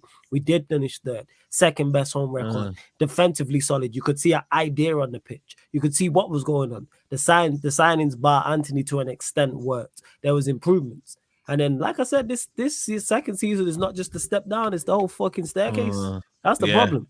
And we've fallen down it and carried on falling. You know, when you're just falling down the staircase and you just carry on and carry on and carry on. It's a never-ending staircase we've fallen down, and we're still falling now. Just when you think there's no staircase to hit, there's no lower level. Here we go. Here's another lower level. You don't think it can get any worse? Here's another lower level. And that's been us all season. We got kicked down the stairs and we are still falling. That's legit how it feels watching it. And the people go, oh, it's not. No, it is that bad. It is worse than Moyes this season. It is. Yeah, it's definitely worse. And statistically, it's matching up. Forget the eye test. Stats-wise, it's matching up. So when your eyes are telling you one thing, and then you see the stats and you go, right, they're matching what I'm thinking and seeing. Crazy. Like I say, man, and we gonna continue to do it. Because we gonna like, you don't think it can get any worse. Wait till Newcastle. Forget City for a second. Wait till Newcastle and Brighton. Wait till Newcastle and Brighton. And then we have the FA Cup where they beat us in the FA Cup final, and we were much better than we are now. And we went a goal down inside 13 seconds. Might be 12 this time. Moyes got sacked when Champions League was no longer viable. Yeah, this manager's continued. And when you say to people, why should he continue? It's like, oh yeah, but last season. Well, what he did last season, he absolutely pissed it up the wall with getting us bottom of the Champions League group. And we couldn't retain the trophy that he did get. And in a season where I say if we had met Man City in the League Cup, we wouldn't have won it. So, you know, what did they actually really do in a season when teams have actually bottled Sevilla in Europa as well? Bottled Sevilla, we've seen this bottling repeat itself. I mean, he started. We should have been warned when he bottled against Spurs with Ajax. Do you know what I mean, in the semi-final? Like that, been the one right there, because we've seen him. How many times have we seen under this manager? Was take a 2-0 lead and then go on to bottle the game. You know what I mean, just do poor tactics or not being able to manage his players on the field. And you know what I can't stand is when people are like, but you can't keep sacking manager. Why can we not keep sacking managers? Man. Why do we have to? Why do we have to give people? Who are you getting in? Who are you getting in? Who are you getting in? The same dons who will run through like they run through boxes, but then we'll say we can't keep sacking managers. You know what I'm saying? Yeah. But you with a relationship and it don't work, guess what? You get another girl. And so forth until you find the one that works. So you find works with you. Of course. But we talking, we've all been in, if you're of a certain age, we've all been in relationships that haven't worked. You know what I'm saying? Some more than others. Like, well, so all right, you should just you don't apply that logic to anywhere else in your life, but we can't keep sacking. Why? We've seen the most successful models. We've seen the most successful models in football as well. We've seen that it's been the most successful model in Premier League over the last 20 years has been Chelsea under Abramovich. That rinse and repeat. Do you know what I mean?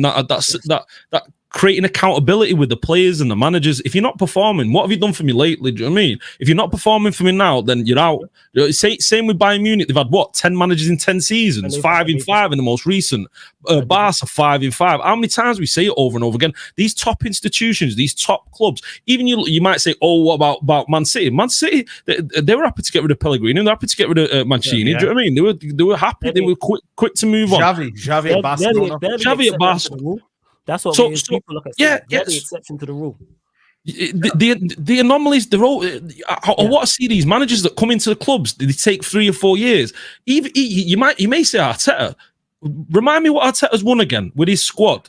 Like, he's still yet to win anything. You know what I mean? Like, he's taken how much money he spent as well? 750 odd million. I apologize, but if we're being honest here, Arteta is yet to prove the model that holding on to a manager for year after year after year is successful. Like, we're basing off an anomaly of a man who was a genius in Sir Alex Ferguson 30 odd years ago, taking over Aberdeen and disrupting the Glasgow 2 with Celtic and Rangers. Like, something unprecedented, which hasn't been done since, by the way, and prior. Like, that man was a complete anomaly in world football that we've not seen in any other leagues, by the way. So, and we're hoping that this guy is going to be some kind of remotely like Sir Alex Ferguson. What we're talking about, this guy's not even close. He's won a few leagues in the Eredivisie.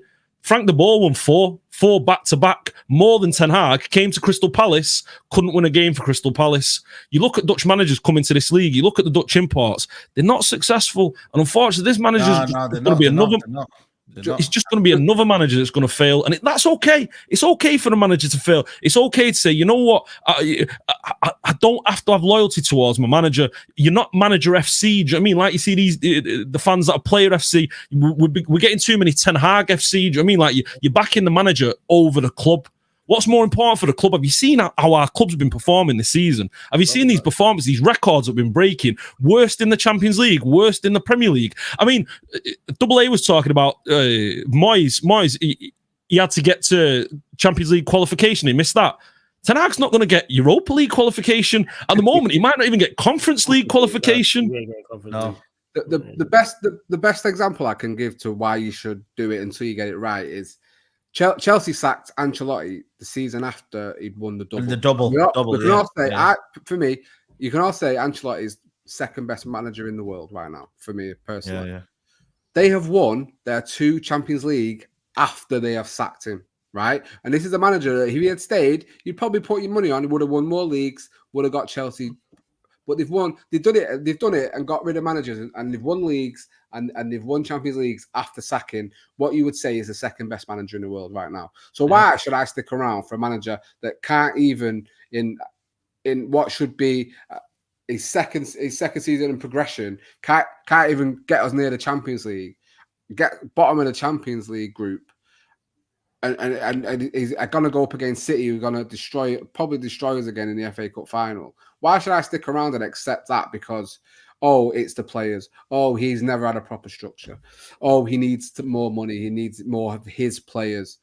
They're all his players. And the more time you make excuses for him, the more times your own standards for this football club are going further and further down. And you accept being a mid-table club. And I just can't sit around and support Manchester United and look at and not voice teams, every team coming to Old Trafford and treating us like little bitches and thinking, we'll just play them off. It's true, you know. I can't accept that. Yo, you know what it is today? Like, them man toyed us, man. Like, as much as they were not that great, them man just said, yo, we're going to bring you in. We're going to act like you've got a chance here, but you're not really got a chance. Start playing you on FIFA, like, like your little brother. So you do to people on FIFA? Yeah, you've been bubbling. You've been bubbling. He said, yo, you're coming on here. I'm going to give you a chance, but I'm going to smack you when I need to. And that's what Arsenal did. He just said, you know what, cool. But we'll just sit back and you won't score against us. And that is sad. And it's a bad indictment on this manager because basically we're toothless. We are toothless. We don't have no attacking rhythm. We don't have a goal scorer. We don't have players that can do anything. We got a 90 million guy who can't even impact the game. You know, let's be honest with you. We got nothing, man. And our team is relying on maybe certain individuals, and that shouldn't be right. Should be a team game, you know. I mean, Louis van Gaal went to was managing Man United, 10 years ago, and he was playing Varela in them, man, and Marcus Rashford in the team. Tyler You know, Blackett. Because you Tyler know what Blackett, Van Gaal you had? know? Tactics and a system that Yeah. work despite Tactics of the and a quality. system, Of bro. course, your quality is going to take a hit, but we could see, hey, your role is the exact same as the person who plays in front of you. So you have an idea Yeah. of what to go for. Like we're talking about the goal today and like just Onana in general. And does he need to move the ball quicker? Yes, but there's no plan. There should be a clear, all right, we are playing out from the back or we are kicking it long. It's one or the other. And if we are played out from the back, this is how we played out from the back. Okay, you're the option. So the centre backs drop in, both of the fullbacks go to the touchline. Two central midfielders may drop in. Striker goes, you know what I'm saying, runs one of the channels. Like there's ideas surrounding it. Yeah. There's no plan. It's different all of the time. Same way if you're gonna kick it long, all right, cool. We go kick it long to Hoyland and win second balls. Or we go, you know what? You're gonna McTominay go and stand on Tomiyasu. And we're going to kick it long to you, and you're going to win the aerial balls. You're going to be the target over that side. And Diallo and Hoyland are going to get around you to then pick up second balls, and we go from there. Whatever the case may be, I'm just throwing tactics out there, people. But there's different ways to a plan. But again, we just don't. And then individually, the players are not good enough as well. Talk about swimming and that. These players are out there, and it's like they can't swim. They can't swim, and you're not giving them no help. Throw them some armbands at least. You know what I'm saying? Throw them armbands. No, I'm saying throw them the ring, you know, the donut. Throw some of them out. Help them. Yeah, do something. Do Do something. something. Just understand, watching man drown, just stood there. Ring the alarm. Go get someone else who can do. Hey, like I can't do. Hey, do something. You just stood there watching man drown week in, week out. Oh, and then also, I'm a Diallo, man. My baller, How was it taken 36 games to start Amad Diallo? Now, generally, guys, if I'm on Diallo right now, and you know what's mad? The fan base today appreciated Amad Diallo today. They appreciated a baller today, getting the ball. The most take-ons in the first half. I don't know how many he got in the end. Comfortable on the ball. But I swear down, he won't ever get opportunity here. It's sad, but I don't think he's going to get opportunity at Man United. Because you know why? A, the fan base don't appreciate them sort of ballers, and B, this manager here, is allergic to technical footballers. He wants flashy play. He wants players that run and come on, man. Another good performance from Amad Diallo. Will he get an opportunity against Wednesday? I don't think he will. Don't think Don't think we'll see him again. That's what I'm saying. And bear in mind, he only got a start because of injuries. I know. If Rashford's fit and available, Diallo's not starting.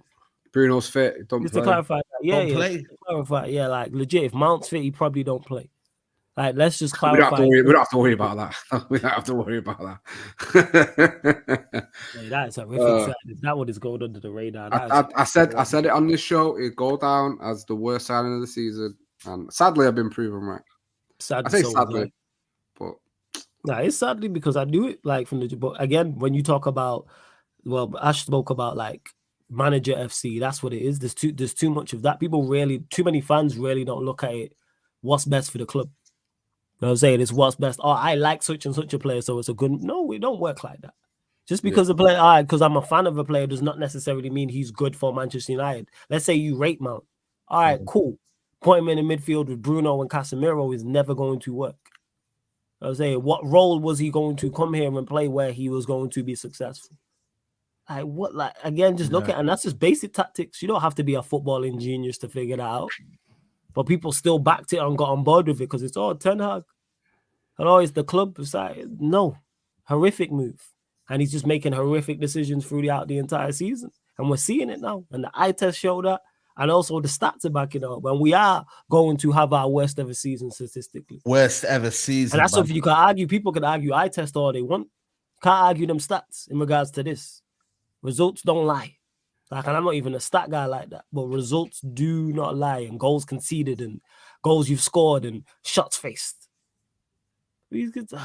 First time Arsenal did a Premier League double as well. Since 2006-07, isn't it? Arsenal did the double over us. 9 losses at home. Is it 9? 9 losses at home. Shit. Yeah, this season. Oh, mate. Oh, yeah, look at this. Arsenal have had 18 clean sheets United have had 16 wins. They got more clean sheets than we got wins. They got, yeah, exactly. Yeah. Mate. It's mad, innit, when you deep it like that. Trust the process, though, innit? Trust the process, guys. He's gonna get us back to where we belong, apparently. Yeah. They got just a big summer, man. Ineos were there today, man. They were there early as well. Man had his coffee early, bro. Man had his coffee and that. I don't know what happened, but he said, yeah. He was there early. Didn't someone say Sir Jim's not seen us win a game yet? No way. Is that true? Maybe the FA Cup semi-final, but I don't think he's been to a league game for a win. I don't think. Nah, that's crazy. You know? Maybe he's a curse, man. He needs to stop coming to games. He's a curse because he got into bed with the Glazers, so he's a curse straight away. You know what? That's true, you know, man. You know what I mean? Yo, listen, Karma might be coming to back him. You know, someone said to me today, yeah? Someone said to me, yo, they don't think that they're waiting on, Ineos here, they're waiting on, my man, they're waiting on funding. They ask for people to get into their pockets for the stadium. Someone was saying today, yeah, tomorrow morning that stadium would have been getting renovated by the Qataris, isn't it? And it's true, you know, because Ineos are getting the Labour's Keir Starmer. Fucking, what do you want from Keir Starmer? Asking Andy Burnham to asking get out of here, man. Someone said it to me today, and I said, you know, they're asking for the government to back him. Yeah, basically saying that they need funding, innit? They need funding. Yeah. And the problem with this, and I said it in my video, the problem with that when you do something like this, it's no longer your stadium. So Facts. the government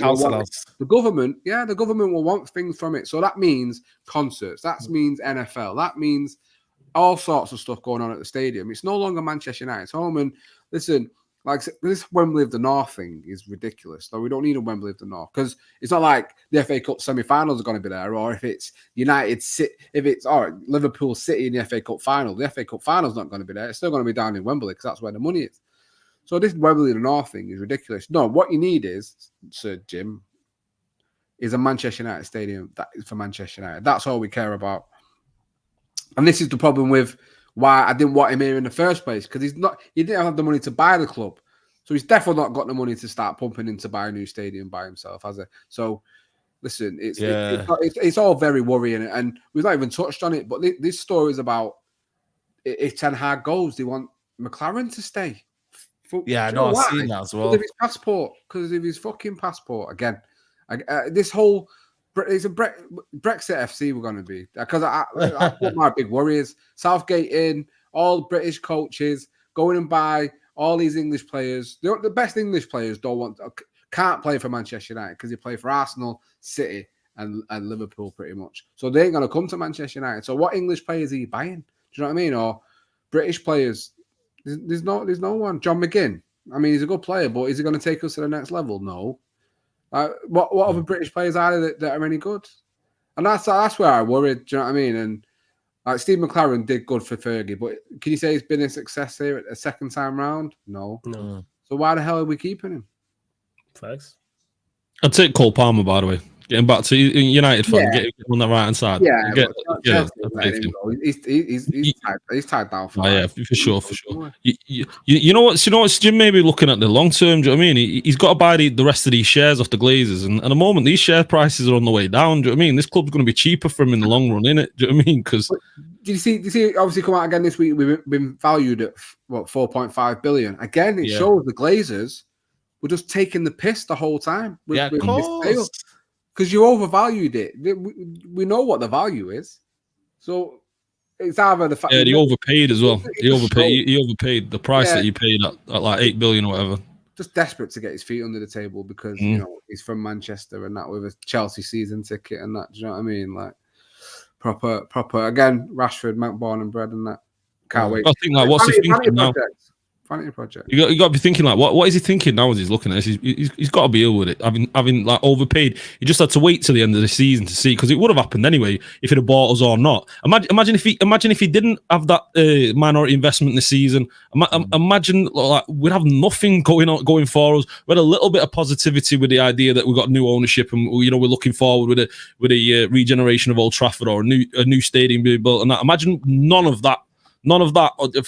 No boost at all. Do you know what I mean? We'd be struggling. I mean, we are struggling now, but you know, yeah, we're struggling price, anyway. Yeah, the price that you'd be looking at instead of spending that 1.5 billion, you'd be looking at 800 million. Do you know what I mean? That's all he'd be having to pay for the 25%. It's he's probably ill right now, looking at it, thinking how much money he's got to spend on where we've got to get to. Because he was looking at buying the club, and when we were finishing third in the Premier League and winning the League Cup, and we were on the way up. Do you know what I mean? And he was thinking, this is. We only need a few adjustments really, and then we can go from here. But yeah, no, it's looking like Ranić said, open heart surgery, or you know. Nah, for real, we need that open heart, broski. When you look at the squad, like I said to you, man, I did something with Talk Sport today with Double A, and I said just get rid of 80%. Okay, of the let's squad, go. man. What do you man do with Talk Sport? Yeah, we were just doing like they were asking us like, show them levels, bro. Show them levels, you know what I mean? Yeah, that's the dream team right there. Facts, man. Hey, Talk Sport. I know you lot are watching. Drop the bag for Saeed and Double A, man. That's the show we want to hear, man. 3 hours, man. Saeed and Double A show on Talk Sport. Drive time settings. Drive time. Fire. You're saying do better than some creators on there, mate. Anyway, bro, listen, let's send the better. Yeah, man. Yeah, man, 100%. I said, listen, they just said to me like, how many would you get rid of? I said, bro, I just want to get rid of 80% of this team. I swear down, bro. Leave with Manu and maybe a couple of the youngsters, and then that's it. I'll be honest with you. I got asked on that Twitter space before. I said it's easier to ask me who I want to stay rather than who I want to go. Yeah. So I could give you 4 or 5 names on the players I want to stay. But I guarantee just anyone else get rid. Because the worst thing for me as a football fan, as a Manchester United fan, even because growing up and the players you had such an attachment to that you fucking loved everything about them, even the ones that weren't great, they could do. You know, you think like do a job. Jason Parks never winning a Ballon d'Or, but you loved him because everything he did was for Manchester United, and he bled Manchester United. Do you know what I mean? He put everything into it. You look at the players now. Apart from Manu, because he's been a revelation this season, potentially Ahmad and a few others, is anyone there you've got an attachment to that you think, I'd be gutted if you left the club? I'd actually would be a bit gutted if you left the club. Whereas the squad players from 15, 20 years ago, you'd be devastated if they left. Absolutely devastated. And now you just think, well, yeah, good riddance. Yeah, and now you pay that Uber fees to the airport or wherever they're going. Man, just get him in my car. Get him in the car myself, mate. I'll drive him to the airport myself. I'd chip him for petrol. Like that's just where we're at with it. Like in regards to getting these. When you talk about, that's why when people say to me, "Oh, who you getting rid of?" I genuinely mean it. I've been saying it for the long. Everybody, insert player name here. I'm not fighting because they've done nothing for me to defend them. Yeah, I'd love to be able to sit here and maybe, this player, that player. Like, how many players can we look at honestly and go, "You're actually worth defending"? You've shown us something, because there's no excuse for, again, not applying yourselves. Like we talking just earlier about Højlund not making runs. That's not a tactical thing. That's not a managerial. You should be doing that regardless. Because how will a youngster go on and, like Wheatley, for example, and make runs? Whether you get the ball or not, whether they're intelligent runs or not, whether they're good runs or not. Well, it's just so bad. Why is he not making the runs flawless though? Like surely he's being told, listen, just make movement. Go watch Cavani. Go watch a few videos of Cavani. Yeah? Go see how much movement he gets and the reason why he gets his goals. That's all you got to do, and you'll find yourself the ball will get to you at some point. Do you know what I mean? Just look at Wheatley next to you. Like, is he being told that? Is he being told to move? Because I can't imagine that Rasmus is the kind of player that goes, "Nah, I'm not listening to you. Nah, I think he's a winger. I don't think it's a thing. It's a winger. I think it's multiple things. One, I think his confidence is absolutely on the floor. I agree with that. I agree. Not a robot. Number one. Number two, I just don't think he knows how. That's why he's refusing to. I don't think it's a question of the manager's telling him to make runs. He don't know how to.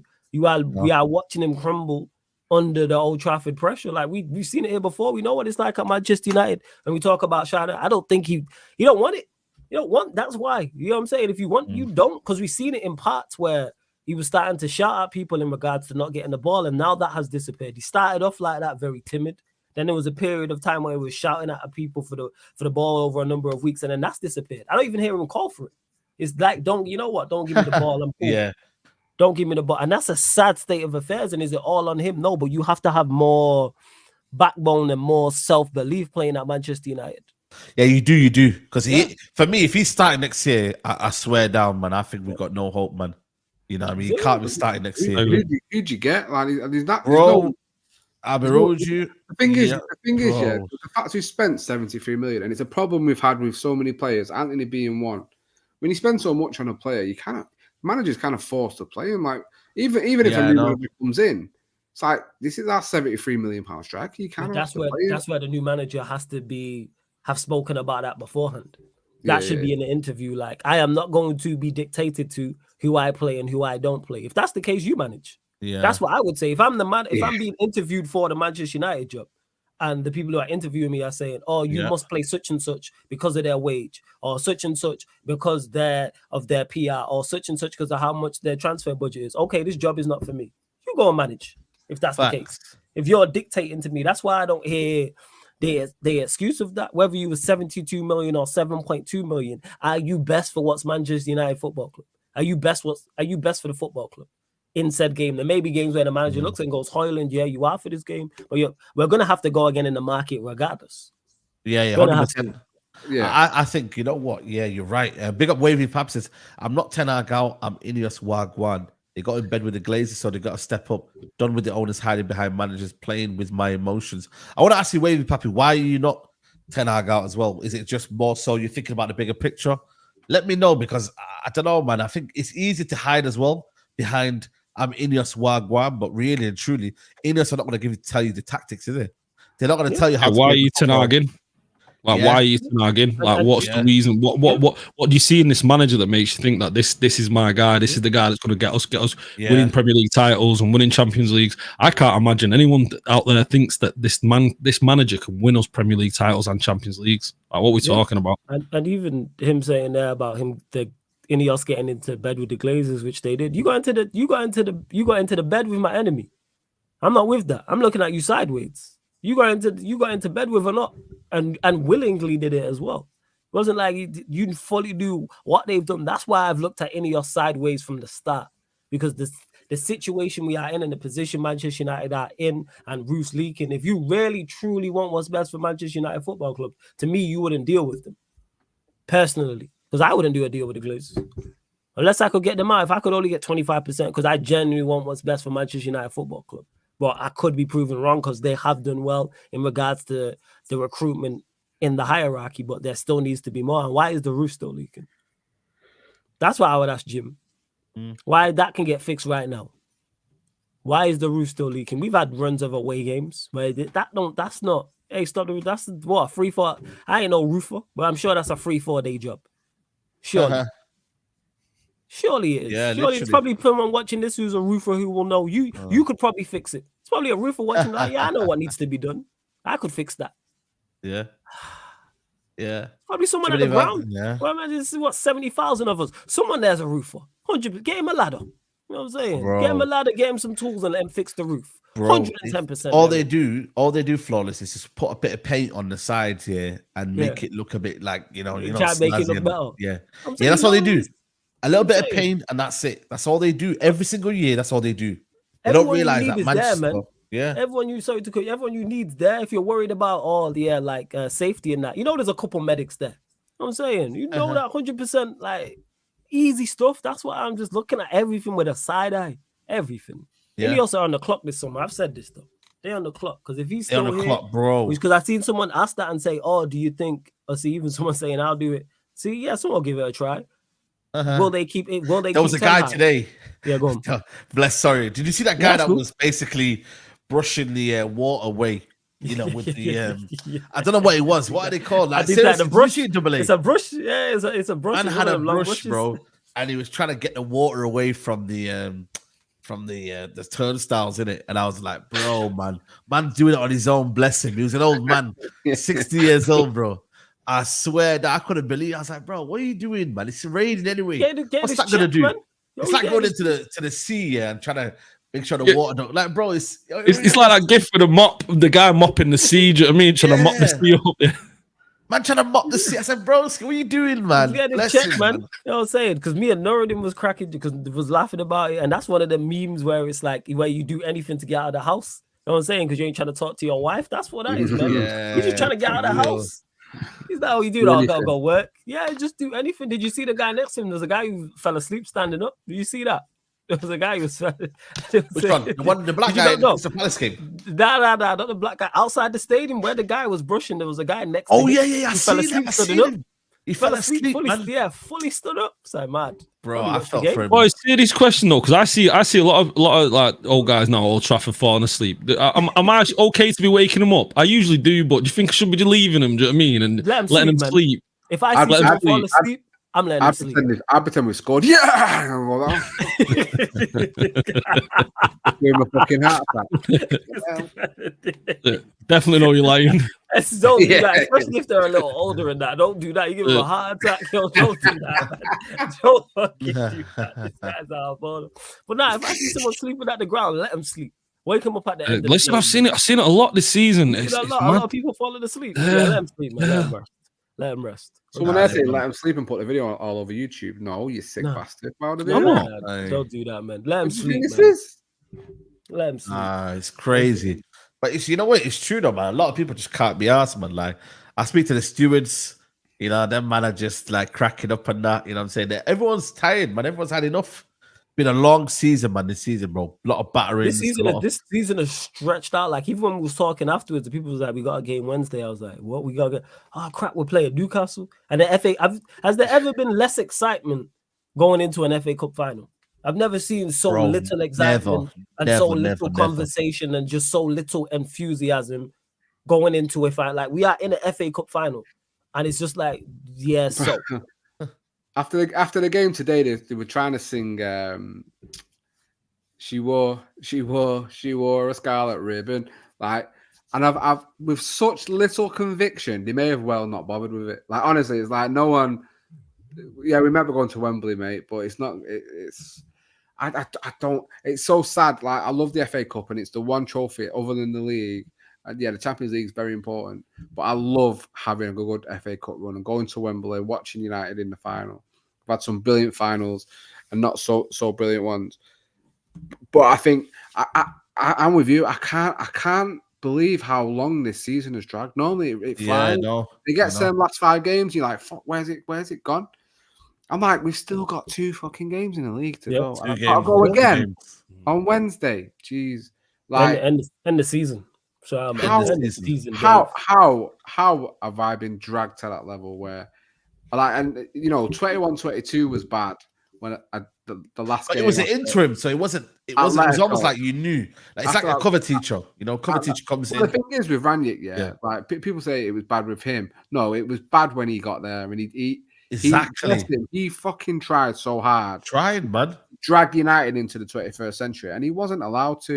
And you think, imagine he had done that with. You think if one thing I say about Ineos, I think if they were there when he came in, I think a lot of what he said would have happened.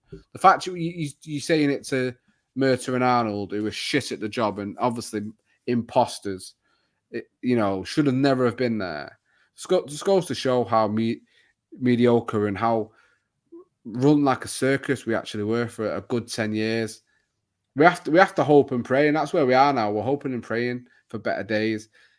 I agree with Flawless. You know, for me, Ineos will always be on the clock, and to give themselves 3 years, 3-year timeline to get Manchester United back to where we should think we should be.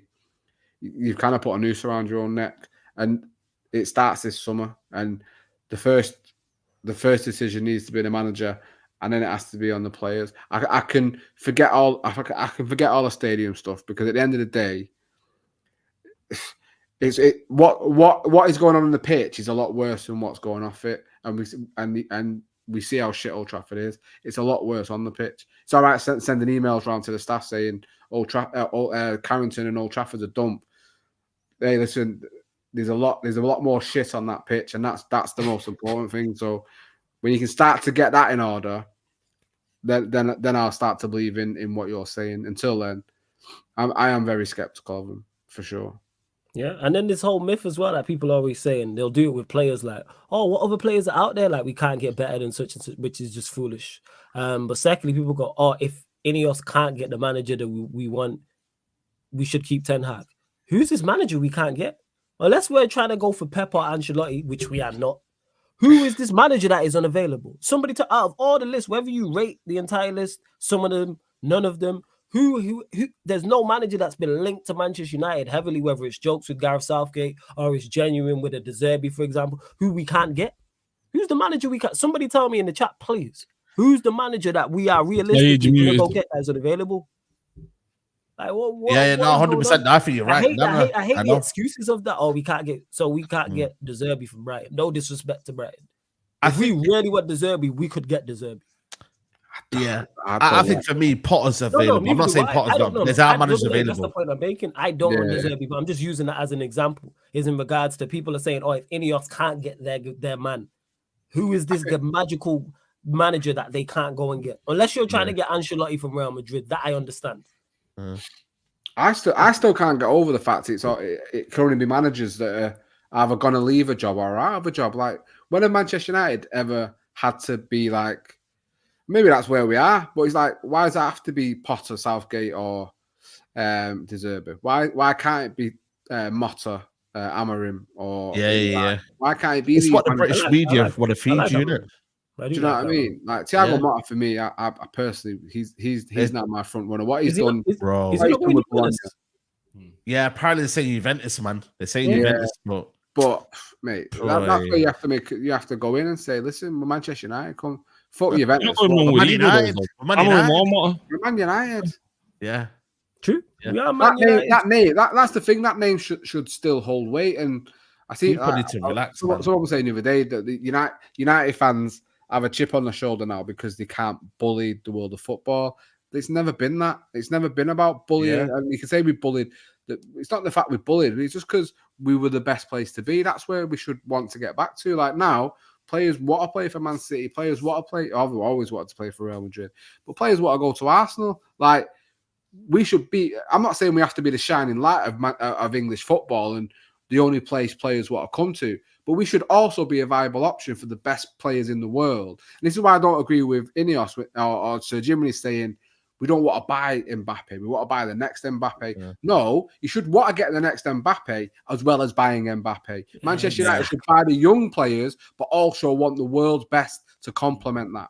It shouldn't all be about buying 6-7 young players with some mediocre experienced players and then building them up to be the best. Have the young players coming through who are going to be the world's best, and then also have the world's best there as well. Yeah, and I understand we are competing in not even in Europe or the world, but also in the Premier League with 5-6 clubs now. But we should still be in the top 3 of them every single season. Yeah, and you attempt, and again, it's an attempt thing. If you fall short, you should still try and go the best, and it's not a bullying thing. Guess what, people? We pay top dollar. So therefore, whatever field you are in or whatever company you are, if you pay the big money, you are going to attract the best. Not everybody, but that's what it is. Any manager who comes here, one, is probably going to be their biggest job. Number one. Number two, probably going to be the biggest amount of resources they've had. Number three, probably the highest amount of money they've been on. Minimum probably doubled whatever you're on, maybe tripled. If we go get a De Zerbi, we're probably tripling his wages. We go get a Motta, we're probably tripling his wages. We go get a Potter, he was probably on good money at Chelsea, we're probably doubling his wages. And no disrespect, we are a much bigger club than Chelsea. I don't think people understand the magnitude of what Manchester United are. Yes, we are terrible on the pitch. However, we are still a juggernaut in regards to from a financial perspective, from a revenue perspective, from a fan perspective. What are we doing here? We still, I bet if we check it right now, Manchester United still worldwide shirt sales are still right up there, and we've been bad for however long. I think on the overlap of the League Cup. Yeah, League Cup, we get 70,000. Do you know what I mean? It's this is what we're talking about. There's literally a clip. It was on the overlap. I didn't watch the full thing. Rio Ferdinand was talking about when Moyes got there, and it's when Manchester United were doing a kit launch, and he was talking about. Some of the chat might have seen it, and he was talking about how big a kit launch is for Manchester United and how it's worldwide type of thing. And he was like, no disrespect if Everton are doing a kit launch on the pitch at Goodison. In the stadium. And yeah. And he was like, Moyes, he went to the front of the plane and Moyes was sat in the chair like, right, this is a lot. And he's like, that doesn't bode well. And just small, just something as small, just something as small as that, people, as a kit launch is just different. Like a manager's that's not entering his brain. No disrespect. De Zerbi at Brighton. The Brighton kit launch is not a thing. That's a whole process that the manager has to do at Manchester United that you That's also have to facts. take on board. A kit launch, nothing to do footballing wise. Nope. Well, You know, one thing- we got no self. Go, sorry. Sorry, mate. Sorry.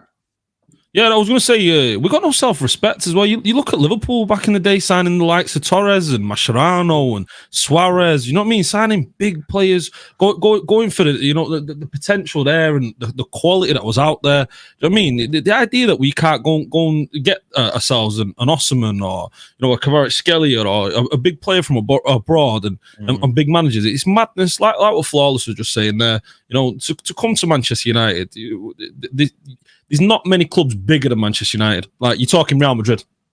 Yeah. That's it. That's what we're talking. But then also, like I said to you, I think for me, I don't even want the big names. I just want players that I know the manager can coach here and be like, yo, we've got a team now. And that's what Arteta's done as well. He's managed to get players who aren't that mad of a name, but make them good, like Trossard. You know what I mean? Like, look how good he is. Again, it's profiles over names. I've been saying this. Yeah. Like, it's profiles. Like, yeah, you pick a style and then you get players to pick whatever style, and the manager also comes in and plays that style, and then you have a great platform to build from. That's just the basics. So it shouldn't be big. Now, if you can get a big name who happens to fit your system is of quality, of course you go and sign him, because you supplement. You supplement the squad with a big name. Do you know what I mean? Like we did years ago. Nothing wrong with that. You excite the squad. Do you know what I mean? You get everyone at it. You look at Van Persie coming in. You look at Rooney coming in. You look at Rio coming in. Do you know what I mean? It's those. You need that. One thing I want United to be is in the running for these names. Like, one example to use just from this season alone, because he mentioned him obviously in his press conference. He's talking about Declan Rice, and now Declan Rice would be a fantastic, and I can't believe he actually said it. Declan Rice would be a fantastic Manchester United player, but I'm happy with Mason Mount. I'm happy. When Declan Rice was up for sale, we're nowhere near the conversation. So, like, we might not get every single player of that level. Arsenal obviously won out, but it was them or Manchester City. I believe, as a Manchester United fan, we should be one of those three teams that are going for him. It should be between us, City, and Arsenal that are going for this, for every big player that we should look for. So it doesn't have to be a Rice. It could be a striker, it could be a defender, whatever. But the fact we're not even anywhere near the conversation for him, for Harry Kane, who you think we should be looking to buy a Harry Kane. Why are we not looking to buy a Harry Kane? And it was like, it's the money. Why is it the fucking money? Because it's the owners, and it's these bit part people that are coming and shooting money up the Glazers' ass that can't even afford to buy a fucking to put money into a new stadium. So that's why I'm angry that I always wanted a full sale, and I'll still die on that hill. Like, the people in the chat saying, yeah, but the reason why they bought 25% is because they're eventually going to get the Glazers out. Fuck that. We should have had someone that bought the club outright. They should have been allowed to do so, because United are going nowhere with a bit part person who can't afford anything. So we should be looking to get the biggest players every single time. We should be in the name. Not the reason why our names are brought up with big players now is because it's going to drive up the price, or he's looking for a new contract, or it's to garner interest, when really we should be looking to buy these players, but we're nowhere near it. So until we get back to that, it's always going to be mid-range club. And it kills me and frustrates me, the fact that we are. And also, I just don't even know if this manager's here, what talent ID he's got left, man. But that's for another day. Big up MD summarizes this goated panel today. Big ups to all the lads sharing experience and knowledge. Smash your likes for Saeed TV, Go Reds. Yeah, we're 50 likes away from 1K. We're going to wrap it up here, man. 2 hours on the dot. Big therapy session. Big up to the man, them. It's a shame we couldn't meet you today, man, Ash, man. You know what I mean? Because the full squad was out. You know what? With the rain, I thought, I got to get out of here. I didn't think you'd be doing it as well. Do you know what I mean? I thought, he's not going to be there. I was in the stadium. I didn't have my match in the stadium. I saw it. I'll listen to it on the way home in the car. Do you know what I mean? So yeah, I appreciate you having us as always, and chat, getting involved in the boys for. Listen, Double A, always a pleasure. Hopefully we'll be in next season, with a bit more positivity and kind of, with a decent manager and overall, maybe even an Ivan Toney, to supplement Hoyland. I'd take it. Yeah. So, and I appreciate. I've got the Arsenal vlog should be up tomorrow at some point before noon. So. make sure you check that out. Although, you know, not really much to be watching is doing it. I can't lie, man. I've ditched the vlog, man. You know, so check out Yeah. Ash's vlog. I can't lie. Yeah.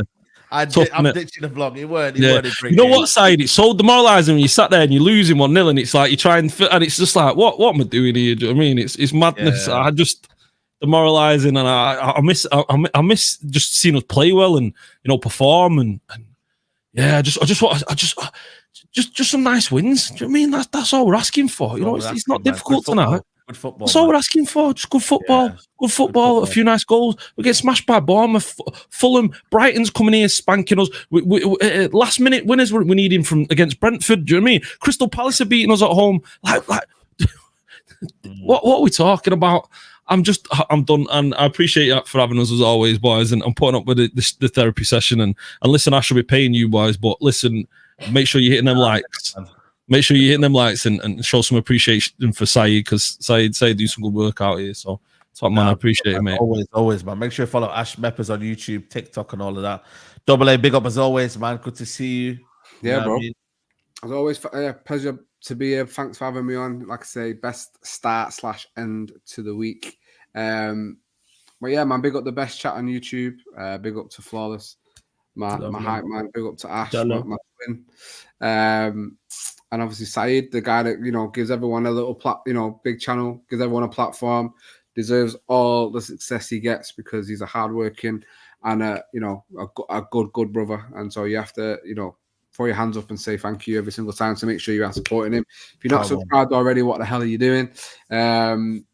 Yeah, man, and make sure you're liking the video as well. It's been a good chat myself. I've also got I say it's a vlog, but it's not. It's kind of, I ask weird questions on match vlogs.